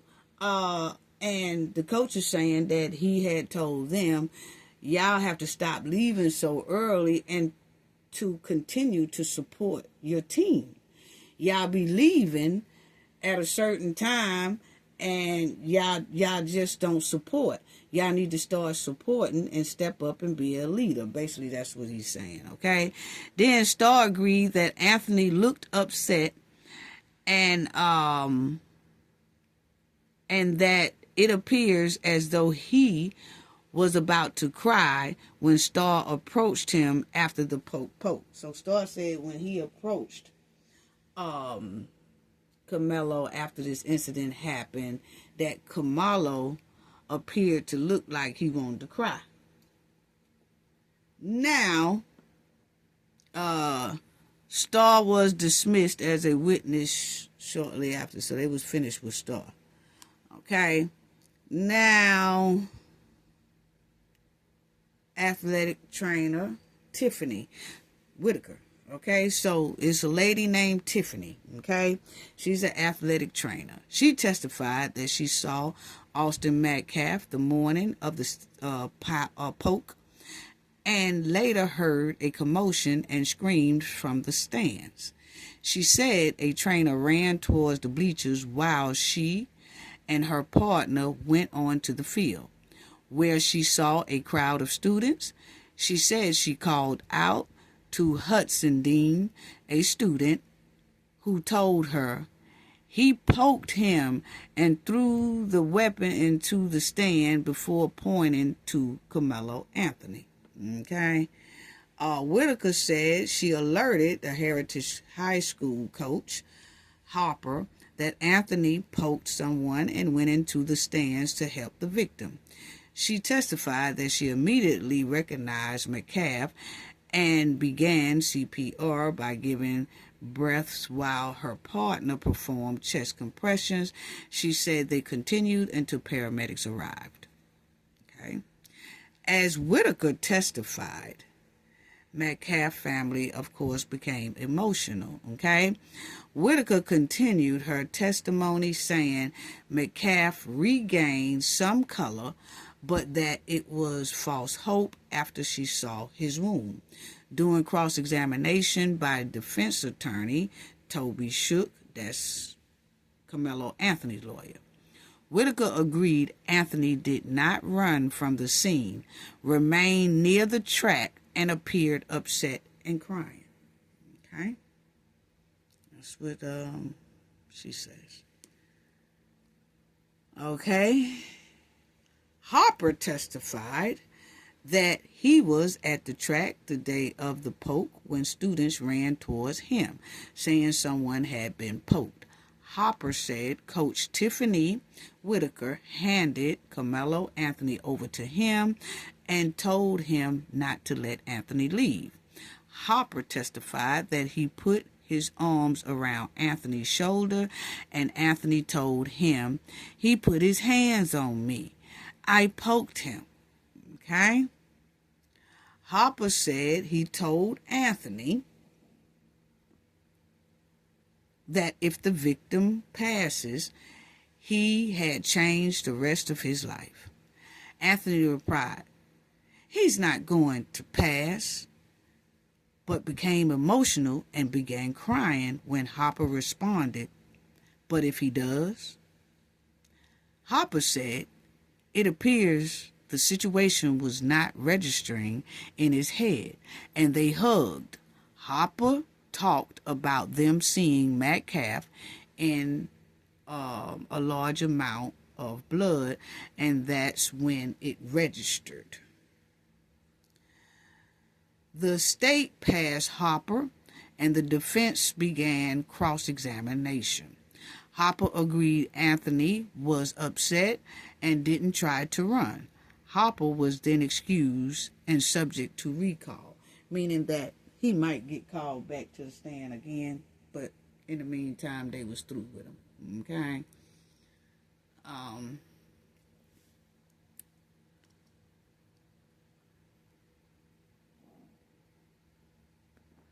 Then it says, the state's fifth witness, Joshua Webman, testified that he is an Army veteran and current defense coordinator at the Library High School, who was working as a thrower coach at the time of the poke. Webman said poor weather had teams gathered near the bleachers under tents, with boys and girls teams separated, and that he was about 20 feet from Memorial Tent when he saw a commotion and realized Austin Metcalf had been injured. Okay?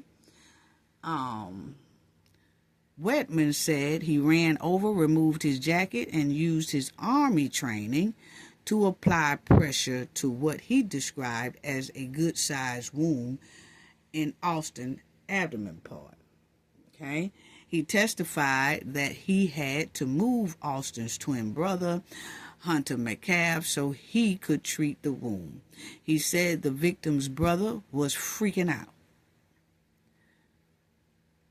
Webman said that he recognized Austin gasped for breath as a sign that, his upstairs was starving for air, but did not say so at the time because he did not want to deflate any optimism or hope the others had for Metcalf surviving the attack. He testified that he knew Austin was gone.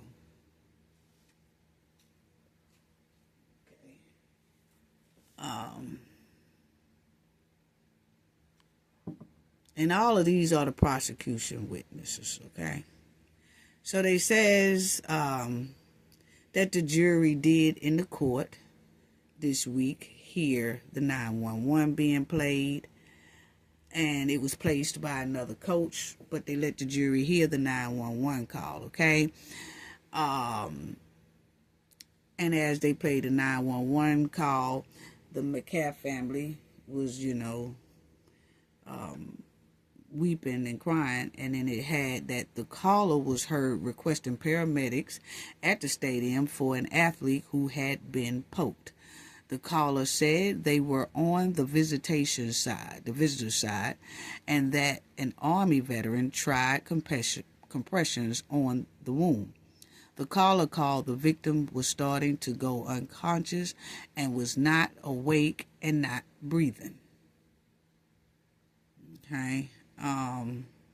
The caller told the operator that CPR was being administered and that someone was heard repeatedly saying, "Come on," in the background.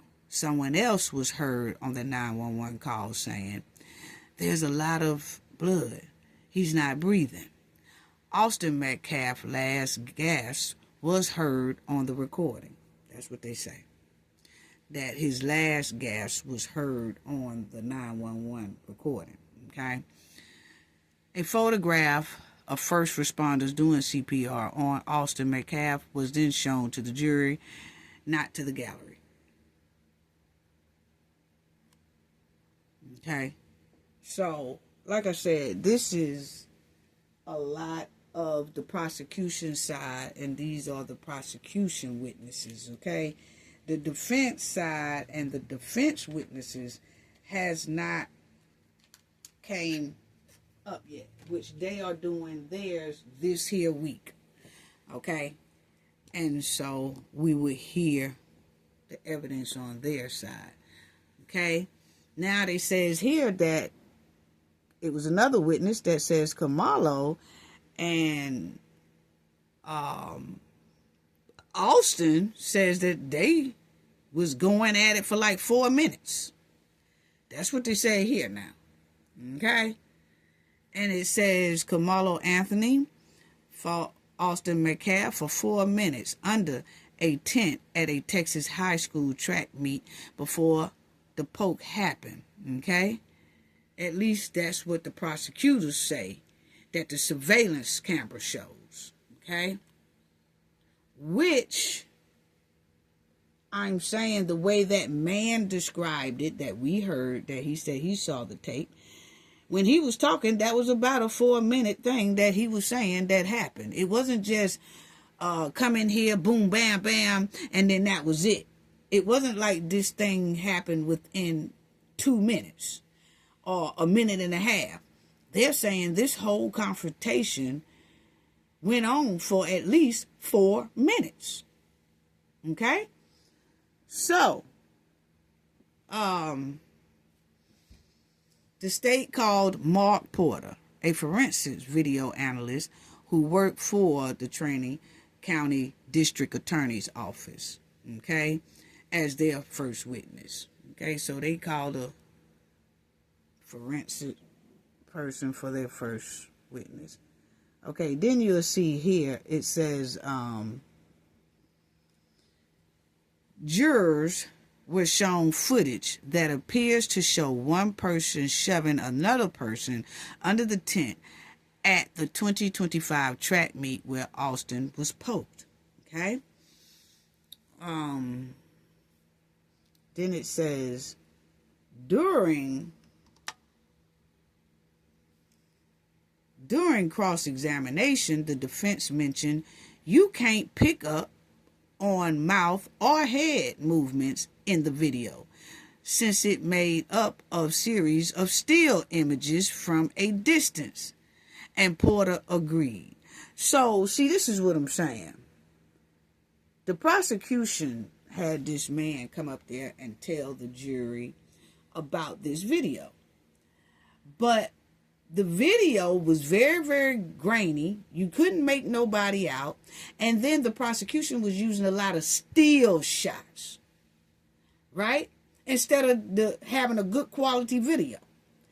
And so now the forensic person, Porter, as the video play, he has to tell the jury what they looking at. See, now you're leading the jury to listen to what you say is going on, instead of the jury being able to look at the video themselves, be able to make out who is who, and see what the hell is going on. But they got the video because they said, like I said at the beginning, that they are saying that the courtroom don't have the equipment to play a 4K video. So that's why the video looks grainy and you really can't make nothing out. So instead of them saying, hey, look, let's pause this court, let's get some equipment in here that will play a 4K video the way it should be played. That's not what's happening. They're playing the video, but the equipment that they are using is not fit for a 4K video, so therefore it's grainy. You really can't see who is who, and you can't really make things out. So this here Porter man is telling the jury what's happening on the video, and they have to take his word for what's happening on the video. So that's when Camelo, defense attorneys, they cross-examines this Porter guy, and they ask him, the defense mentioned, you can't pick up mouth and head motions, can you, in this video, since it's made up of a lot of still shots and stuff and is seen from a way long distance.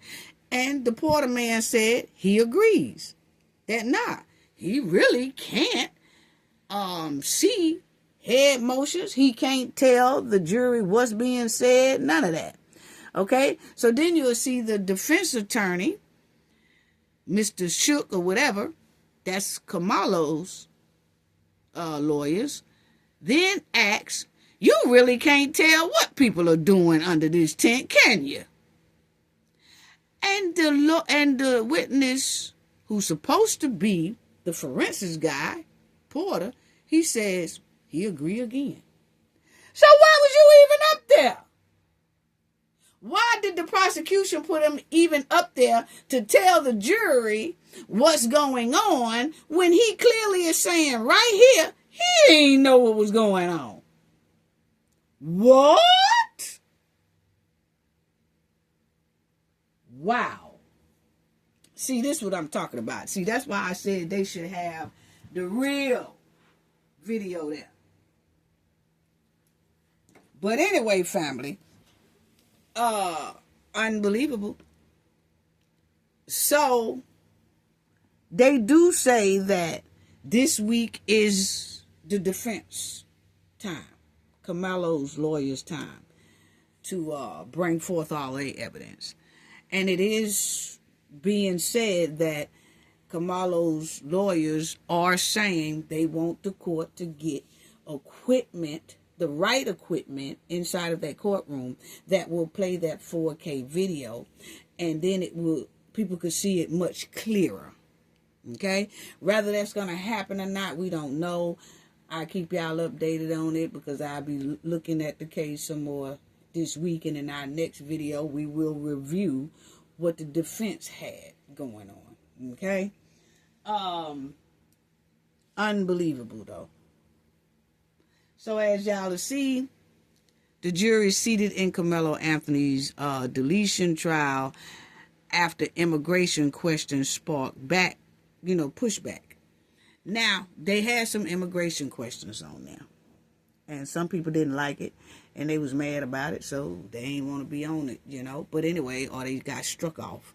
But anyway, Carmelo Anthony appeared on a live camera feed sitting at a table with his attorneys, wearing a dog suit and tie, while his attorneys, along with prosecutors, continued to work to finding a jury that would be, give him a fair trial.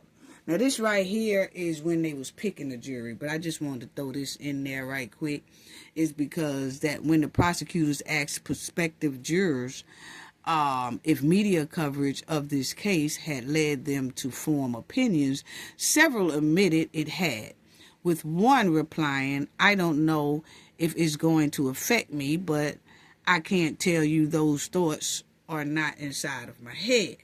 Okay?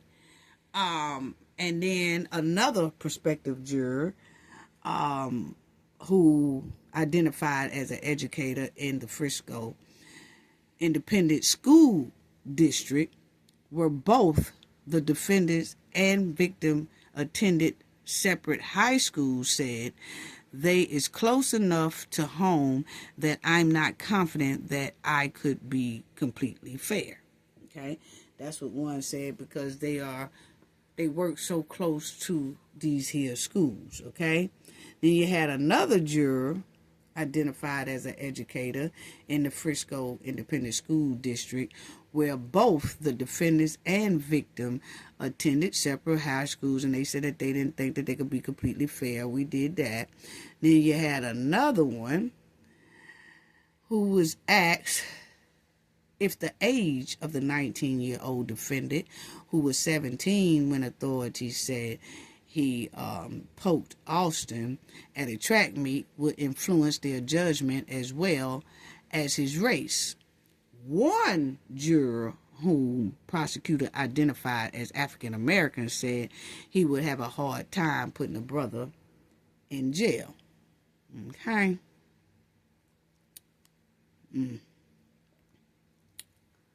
And I'm quite sure there's other jurors that have similar thoughts, some type of different thoughts like that, but they don't come out and say it.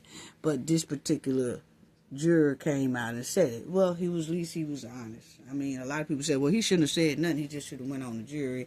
Well, he was honest about it, so it is what it is. But these are the immigration questions that was drawn.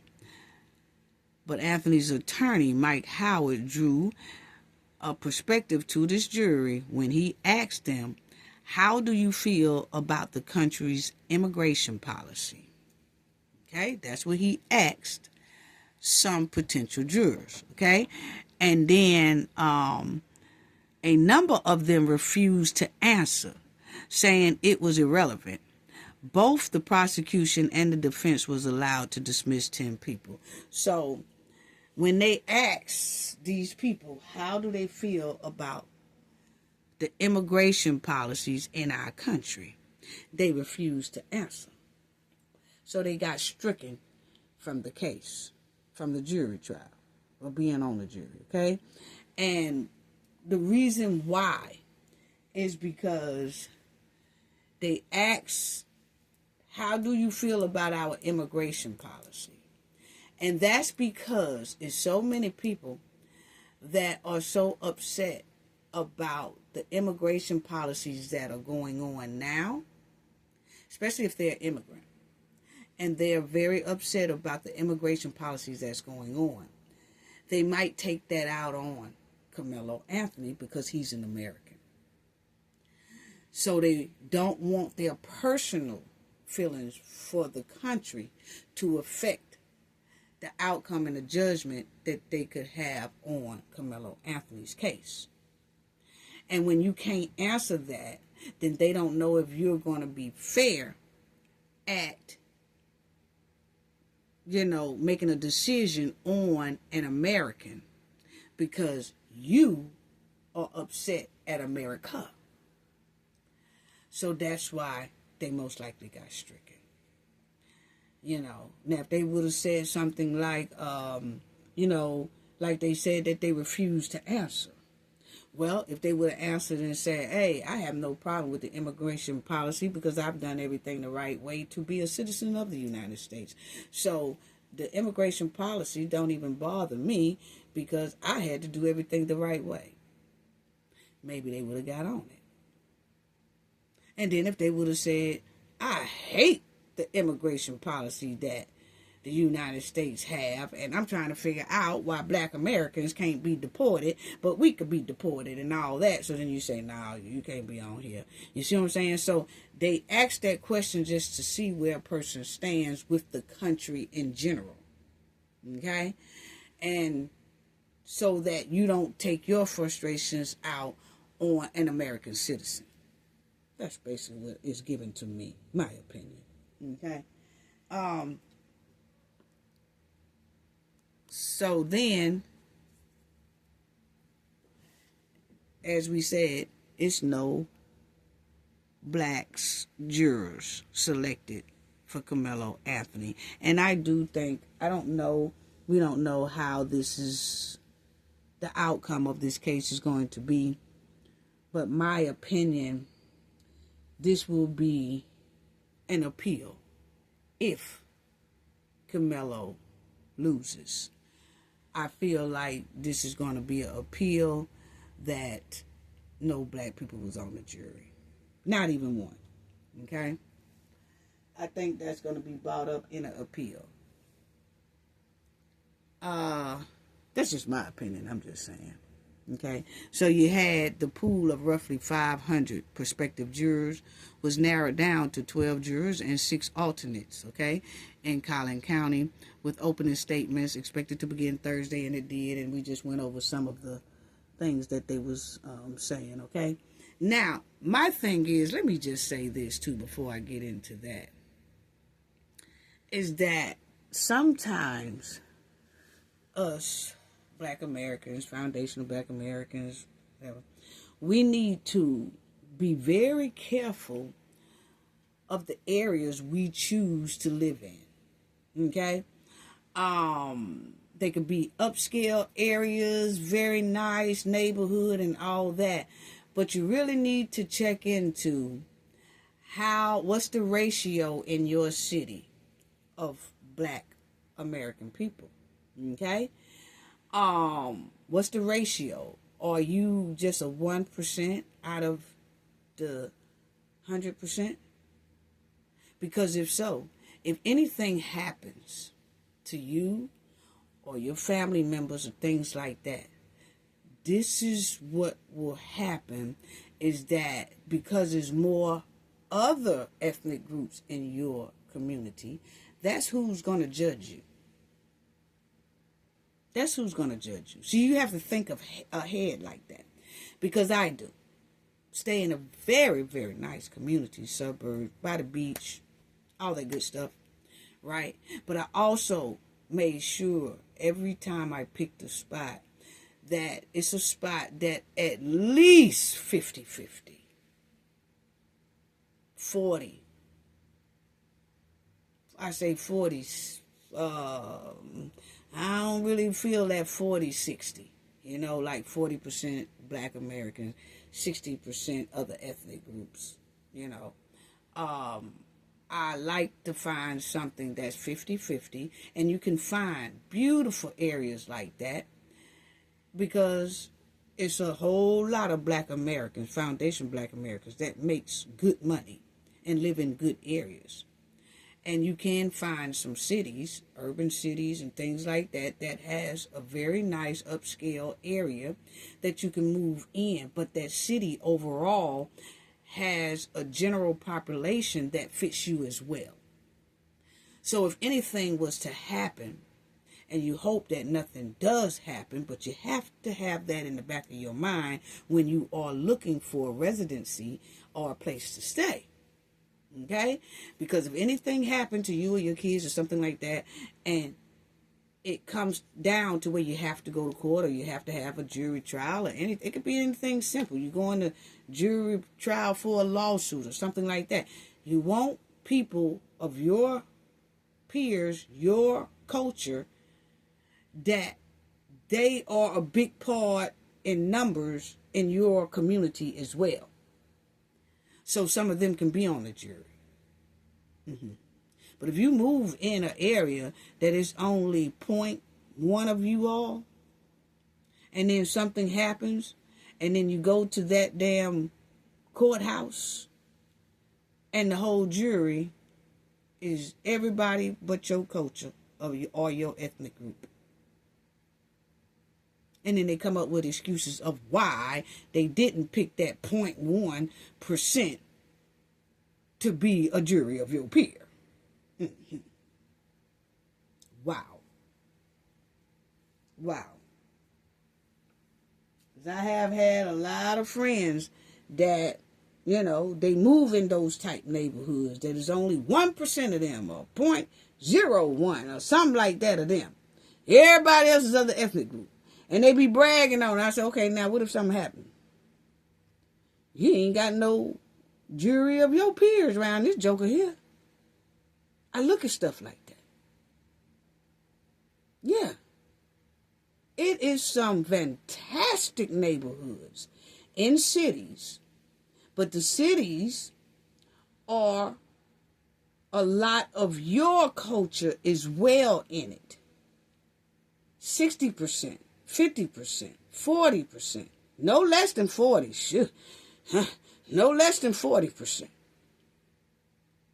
And you can live just as beautiful in certain suburb areas. And they said that the Anthony family moved from Baton Rouge to this place. And it had most likely was a business decision. No problem with that. But you mean to tell me it ain't nowhere in that area, Texas, where the city, that they could have found a city, and I'm not blaming the family, I'm just giving a scenario to show y'all what I'm talking about. In that city where they were,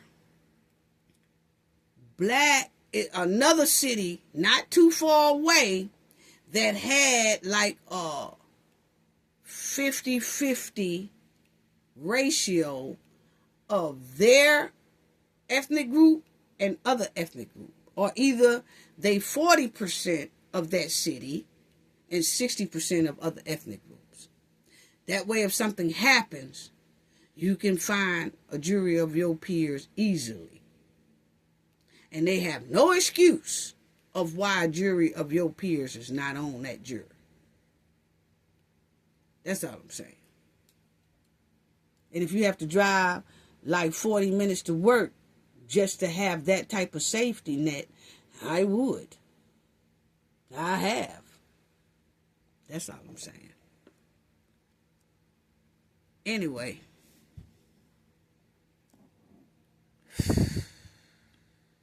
Because evidently they were making good money, so they can afford to travel like that, to work, Because that there city that they was in smelled like pure D skunk meat. I ain't lying. The way it's not one black jury, if that don't smell like skunk meat. But anyway, so we already know about this here jury thing. It ain't but one jury thing on there.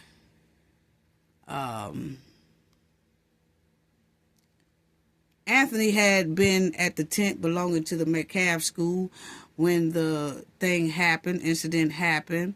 And then that Mr. Wyerski said that multiple people in the tent told Anthony he wasn't allowed to be there and asked him to leave. To which the defendant allegedly responded, "Move me, make me." Metcalf, trying to be a leader, stepped up again to ask Anthony to leave, the prosecutor said. And they said Kamalo taunted him until Metcalf took the bait. See, when you just tell somebody, put your hands on me, that's not taunting them, that's just warning them. You know what I'm saying? So,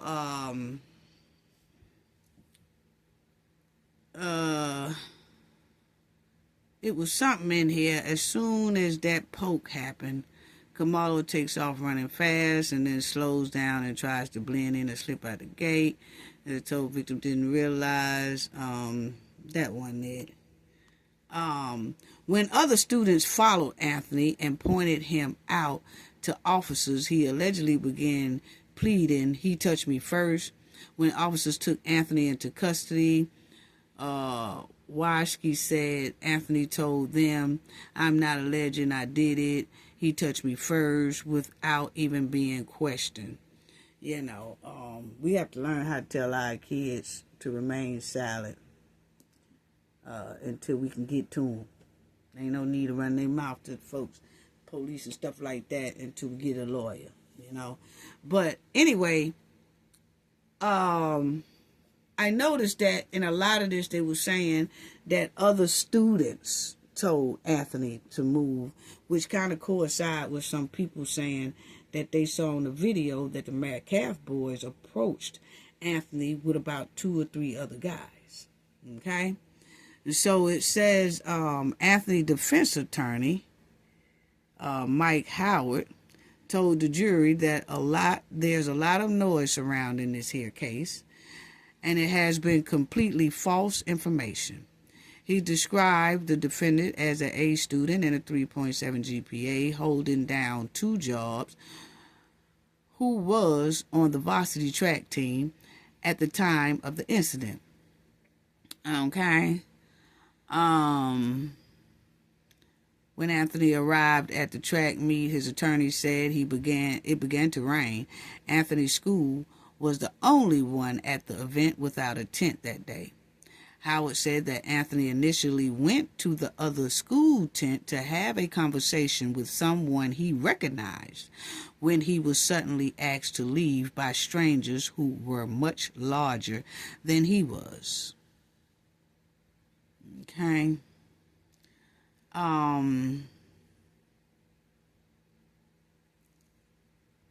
Carmelo Anthony, 19. Okay.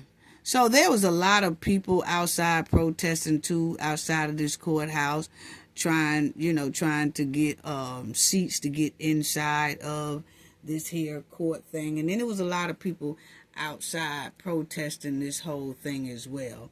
But as you see, that's Carmelo in the middle here with the short haircut, and that's how his hair was before this all went down. This here Jake Lane, he is always a race baiter trying to start. And he got his tail whooped over there in Minnesota, over there in Minneapolis. Yes, he got his tail towed up over there. And the person who saved him from getting his tail whooped was a black man. Was he a foundational American black man or black American? Don't know. But what we do know, a black man did save him from just getting towed up worse, okay? But he still has this in him, okay, where he'll go around and he'll just start mess, race bait mess, okay? When this first happened, family, he had went to the Jake Lane. He went over there to Texas, broke into that track place to start some mess. This was about a week after this happened, or a couple of days after this Carmelo Anthony thing happened. He went flying his tail down there to Texas, broke in them people stadium, and he wanted to do a video showing that he was there and he was calling for just a big race mess, okay? And so by the time the cops got there, he had took out. Now, he come back to this here trial. And when he came back to this trial to start a mess, the sheriff and them arrested him because they said that they had a trespass warrant or arrest for him for breaking inside of their stadium that time when this had first happened. He broke into their Texas stadium where the poke happened, and he wasn't supposed to be in there, and that was trespassing. So they arrested him while he came there this here week trying to cause some mess with some other protesters. They grabbed Lane up and said, hey, we want you anyway because you broke into our track stadium, and so you're going to have to bond yourself out. And when you bond yourself out, we're going to make it to where you have to stay away from our stadium for 30 days. So that's exactly what they did. So y'all will see that the Jake Lane, a far-right influencer, who had repeatedly tried to stroke up some mess, okay, down there in Texas, he attended the trial, okay? Well, on the outside. So, Lane, who received a pardon from that J6, okay, they had arrested him this past here Wednesday for showing up to this here trial. And they arrested him that afternoon on a $7,500 bond from the Collin County Jail on criminal trespassing charges. That's when he broke into that stadium last year, okay? As a condition of his release, Lane is prohibited from going within 200 feet of the Collin County courthouse for the next 30 days, court documents show. Okay, so he ain't supposed to be nowhere around that area in the next 30 days. Now, he can't be within 200 feet. Anything past 200 feet, if he wants to hold up signs and talk mess, he could do that. But he can't go within 200 feet of that courthouse, okay? They don't want him there. Point blank, period. They don't want him there. So, that was basically it. And then you had another teen witness. This was the fourth teen witness that happened Saturday, because they had a court thing on Saturday too, because this judge here said he's not just doing court Monday through Friday, he does it on Saturday, Monday through Saturday too. The only off day they have is Sunday. Okay, so it says the fourth teen took the stand Saturday. However, this witness had close ties to both Anthony and Metcalf brothers. The teen, who is also a Frisco Memorial athlete, said he knew Anthony prior to the track meet because Anthony's ex-girlfriend, and it is also a close friend. He's also a close friend of Metcalf. Okay, the teen testified that they and Anthony shared a high, and he dabbed him up when he saw Anthony up under the memorial tent. Prosecutors: after you stopped talking to him, did you see any other teammates talk to him? Witness said yes. Austin said, "Who are you?" The teen went on to describe that Anthony got defensive when he was asked to get out of the tent. Kamalo said, "You'll have to move me." Okay, that's what he said. And they tell him basically the same story. Witnesses: Kamalo said, "You will have to move me." Austin put his hand on his back. Basically, he pushed him. Okay, that's what they're saying. He saw Camaro's hand go in a backpack. We're at the track meet. I wouldn't expect anything to be in there. Kamalo said, "Touch me.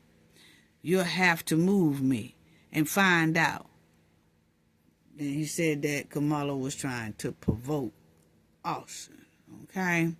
The third witness that came up on Saturday came to the stand. He described seeing Anthony in the tent and finding it strange since everyone normally stay in their own team tents. He testified that when asked to leave, Anthony became more aggressive. "What does he say next?" said the prosecutor. So this is the prosecutor talking to them. And then this here witness said that Kamalo said, "F you all. I'm not going to leave. You're all a bunch of peas," the witness said. Now, see, this is what I'm talking about, because we done heard 7 witnesses so far. Even people who was right there. All of them say the same thing. That Kamalo said, "Touch me and see what happens. Don't put your hands on me. Don't put your hands on me. Just touch me, see what happens." Okay? And this is the only one that get up there and most stink to the story. That's what is given to me. Because I'm listening to 7, and most of them are not even black people. Okay? But they all telling the same thing. "Oh, yeah, he said, put your hands on me and see what happened. He said, put your hands on me and see what happened. He said, don't put your hands on me. He said," it was all in the same time frame, all in the same wording, just different people. This one here come up and say, "Oh, he said F you. He said, put your hands on me. He said, y'all a bunch of peas. He said," come on now. Come on now. Okay. The witness, wow. But anyway, that's what that witness said. That witness said that Kamalo did all that right there, okay? And the only witness that said that. Okay? Then you had another one that came up, another teen witness, who was a freshman at the time of the poke, okay? And he was called to the stand, and the prosecution called that person, and they described the scene, and they described their account, okay? When asked what Anthony did when he was asked to leave the memorial track tent multiple times, the witness said he doesn't leave. He gets angry and tries to provoke us, saying, "Make me leave." Now, see, that's where that gets right there. That's where they gets right there, family. That's what I want y'all to see right there. Remember when the people that said that they saw the video that was saying, not only did the Metcalf twins walk up on Carmelo, there was 2 others, allegedly.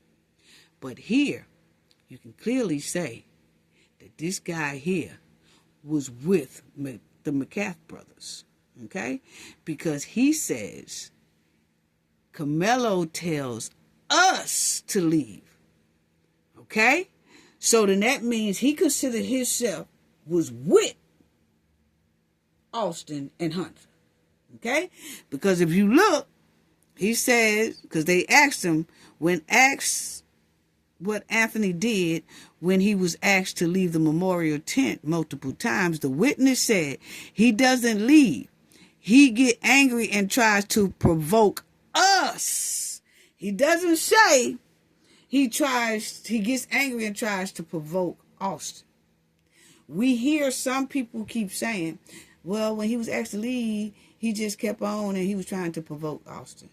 Oh, he was trying to provoke Austin.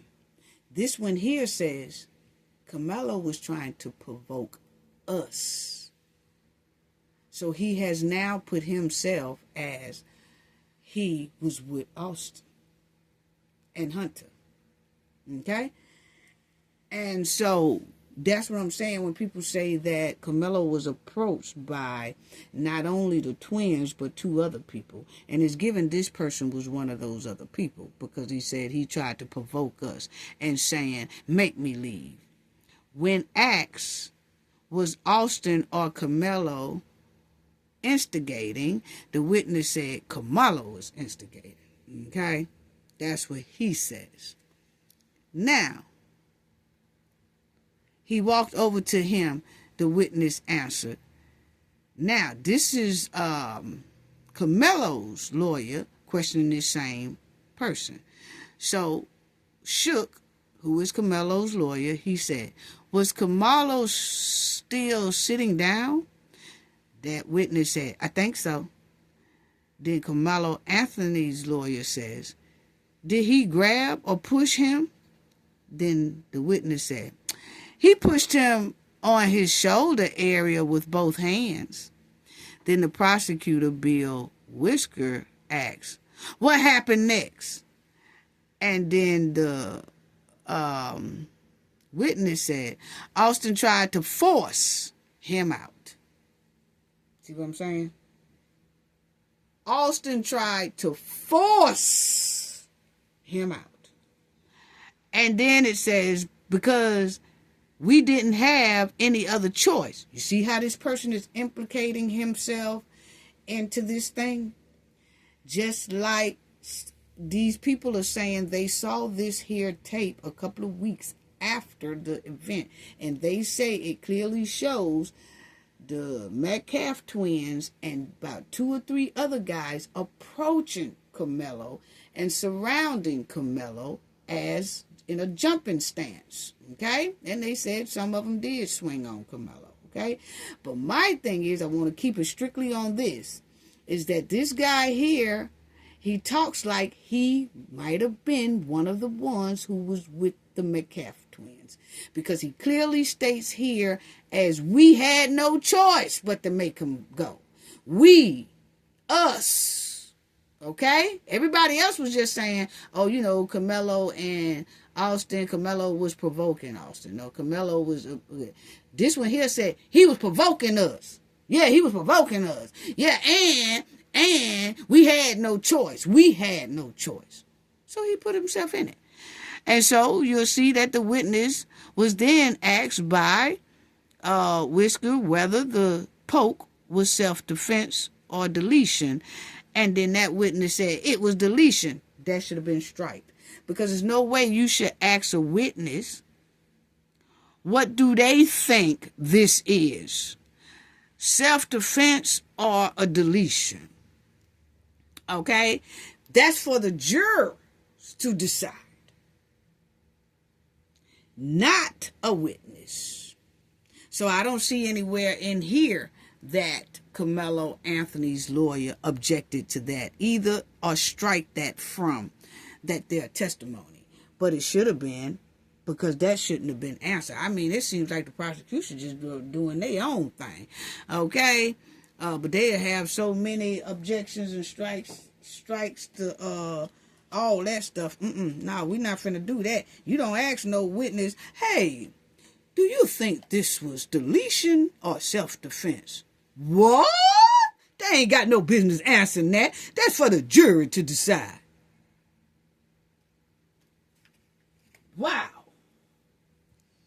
anyway, during the cross-examination, the 17-year-old the defense attorney, Shook, asked, "Do you remember telling the detective that Hunter Metcalf popped in and defended Austin?" The witness said yes. See what I'm saying? So y'all see what I'm saying about that video that we heard that man say that actually Austin pushed Carmelo, Hunter punched. We don't know if that's true or not because we still ain't seen all the video ourselves, okay? But the thing is, this boy right here, when it first happened, he gonna say, he said, Kamalo's defense attorney said, "Do you remember telling us that Hunter Metcalf popped in to defend Austin?" And then he said yes. Well, according to Hunter's statements that we've been seeing throughout all these news interviews, Hunter never says he steps in to protect Austin. Actually, he flips it all the time and say Austin is the one who protects him. But according to this here person who is close to Austin and Hunter, he is saying that Hunter is the one that popped in, stepped in, and defended his brother. So, did it happen the way the people say that they saw the tape happen? That Austin did the pushing, and then when Hunter seen his brother push, then Hunter threw the punch. Don't know. Just saying. But this witness clearly says right here, yes. Okay? And then Kamalo's attorney said, "Do you remember in your writing that you made a statement saying Austin put his hands on his shoulders to intimidate?" And the witness said, yes. More of a warning. Actions speak louder than words. What? Then Shook said, "Bigger built, Austin." And then the witness said, "Yeah, more broad." Then the witness was asked to step off the stand. Wow. The teen told prosecutors after the poke he went into a state of panic because Austin was moving and saw the thing on his chest. And he said he and another teammate ran. So you remember when that other teammate, that other dude was saying, it was the Metcalf twins and some more other guys. You will see here that though it sounds like these was one of the guys too, because they said when Austin got poked, they said they ran. And remember they said that it was some more guys running after Carmelo. So the prosecutor said, "Was there any reason you saw for Carmelo Anthony to poke Austin Metcalf?" And they said no. Okay. Then the prosecutor asks another witness, a whole nother witness again, "Was Carmelo Anthony acting in self-defense?" You cannot do that, man. You cannot ask a witness, is a person acting in self-defense? You have to prove, as a prosecutor, that that person was not acting in self-defense, and you got to do that by evidence. You can't have 17, 16, and 18-year-old tell the jury that Carmelo Anthony wasn't acting in self-defense. That's for the juror to decide. But once again, the witness says no, that was lethal force against non-lethal force. You see what I'm saying? I don't see why Carmelo Anthony's lawyers didn't strike none of this from the doggone. No, I strike the move. No, That we ain't gonna do. No, that we ain't gonna do. Sit up here and ask witnesses, do you think it was self-defense or do you think it was this? We ain't running off of our thinks. We're running off for pure D facts. And you got to prove the facts. Y'all can't be running around here talking about, was act of self-defense of no. Nah, that ain't how they go. But anyway, they just doing what they want to do. Seem like, wow. On cross-examination, the defense attorney, Toby Shook, asked the witness to describe the Metcalf and Anthony movements leading up to the poke. The witness said Anthony was seated with his backpack in his lap and his hands inside. Metcalf approached Anthony and then pushed him by placing his both of hands on Anthony's shoulders.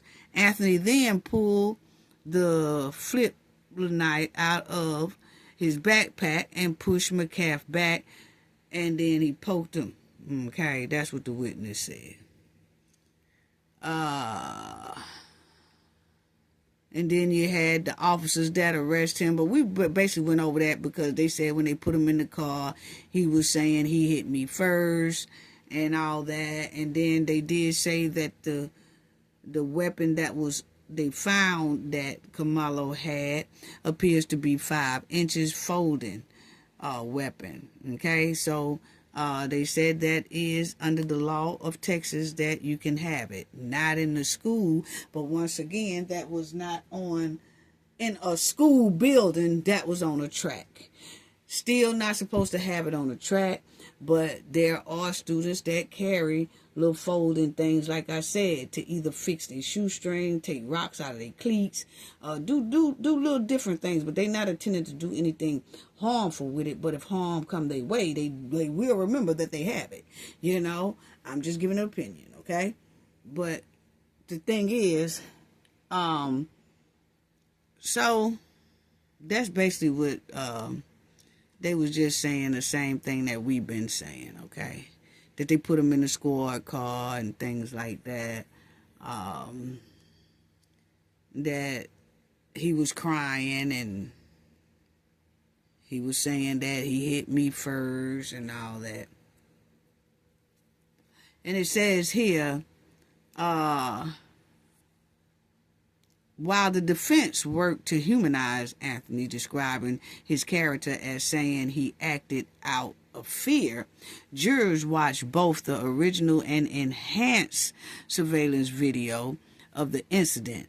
The video analysis expert testifies about how it appears that a confrontation is taking place. See, that's what we're saying, but the defense debunked that expert because the defense clearly asked the expert, you can't even see what's on this tape, can you? He said no. He said you can't even make out who's in the tape, can you? He said no. So they kind of debunked that. So hopefully this week they will get the right equipment in there so they can play the 4K in the right way. You know what I'm saying? But that's all I'm saying. So hopefully they can do that. But my thing is, under the Texas law, you know, they do have the self-defense, stand your ground. If the weapon is used to defend yourself, you have the right to defend yourself, okay? But self-defense comes with a lot of things, like did you feel threatened? Did you feel any fear? They also have, you can use force in the case of kidnapping or in case of, like if you're being attacked by the same force, you come back with the same force and things like that. But that law also has a stipulation in there about if you are feeling very timid, if you are feeling in fear of your life and things like that, you have a right to do that. Now, if a clear tape shows that 4 people, not including Austin, was whipping on Kamalo, because they clearly say this thing here was at least 4 minutes of battling back and forth. Okay? So if it shows that it was more than Austin, he can use self-defense. And he can use it with Austin being as big as Austin is. You know? And if you could see the push, and then if they say Kamalo stood back and was like, hey, you know, like, you touch me again, you know, like that. And then if he touches him again, or somebody swung on him, and then that happened, oh, yeah. So it's a lot that has to go into that. We will see, because I just want to wait and hear what that defense got as well. You know, because self-defense don't mean that you have to wait until somebody just whoop your butt. Okay? Nah, it don't mean that. Or you got to wait until you bleeding and then you do fake self-defense. No, that's not how that works. Okay? If you feel like force is necessary and you or feel like you right in immediate threat or whatever, you have the right to use self-defense. Okay? You don't have to retreat before you use force if force is issued on you. Okay? But it would have been good for a walk away, but would he been able to walk away, considering that some people say he was surrounded, or just the fact that two big brothers, linebackers, walked up on him and was telling him to get out and then pushed him, you know? And I'm going to tell you, if somebody like 100 and something more pounds heavier than you push you, you're going to feel that little push, okay? And so, I'm just saying, but we're going to see what all else comes out, okay? But people need to look up that Texas self-defense law before they just go, oh, he can't do that, oh, he ain't supposed to do that. Oh, yeah, people need to look up the self-defense law. And I know a lot of people saying, well, he wasn't supposed to have it inside of a track meet, you know. It's prohibited on school grounds. Well, actually, that wasn't a school building. It was part of school property, okay? But when you are dealing in sports and y'all on the track of the school, you're not supposed to have it. That could be considered as misdemeanor of having a weapon. But now, if he was doing self-defense, that's a whole nother story. But the thing is, a lot of athletes have little gadgets, little flip knife. Like I said, it was only 5 inches. So it wasn't like he had a great big old weapon like Jason, okay? On Halloween and all that, you know what I'm saying? On Friday the 13th. He had them type of things. He had one of those things. And most of the time, they used them to pluck stuff out of their cleats. You know, things to, you know, cut shoestrings, cut their shirts, things like that. So, you just never know. You just never know. But by him still sitting down when they approached him and telling him to get out of the tent, and he was still sitting down, which shows that he really wasn't looking for no confrontation, you know, Kamalo. So we'll just see, because it could be some more evidence that come out to say different. And it could be some evidence to come out that's going to show everybody that self-defense can be used. You never know. Okay? But that grainy-ass video, they definitely need to get something, better equipment to fit that. Okay? So that's all I have to say for real. And the prosecution did rest their case this weekend. So they rest their case. They called about 21 witnesses. The defense is starting their case this week. Okay? And we will review the defense case and see what happens, so that the jury don't have to speculate with that tape. I'm really hoping that the defense part can get some equipment inside of that trial that shows the tape in 4K. And if not, I would ask for a mistrial. I really would. I would call, not that it'll be granted, but I'm like, hey, my client can't get a fair trial with this old bootleg equipment y'all got here that can't play 4K video. I need something that'll play 4K video so the jury can see what's really going on. We don't need all this grainy stuff, and then people got to tell the jury what they looking at versus the jury looking at it themselves. You know, because all of us can't even see the damn thing. We don't know who is who on this here video. So y'all get better equipment in here, because this video is necessary to the case. So you get good video or equipment in here to play the video, and if not, let's just call it a mistrial and let's do it again if you want to, you know. But we're not gonna be able to continue to roll like this right here now. It's unfair to my client, that basically, you know. So we'll check it out, and we'll stay on top of it as we continue to ride the Hens bumper as well. Oh, yes. And I just want to tell everybody, thank you so much for your donations in my last video. Darlene Chestnut, thank you so much for your generous donation that you gave to us in our last video. Thank you for sponsoring our last video as well. It is so greatly appreciated. We sending loves and hugs to you.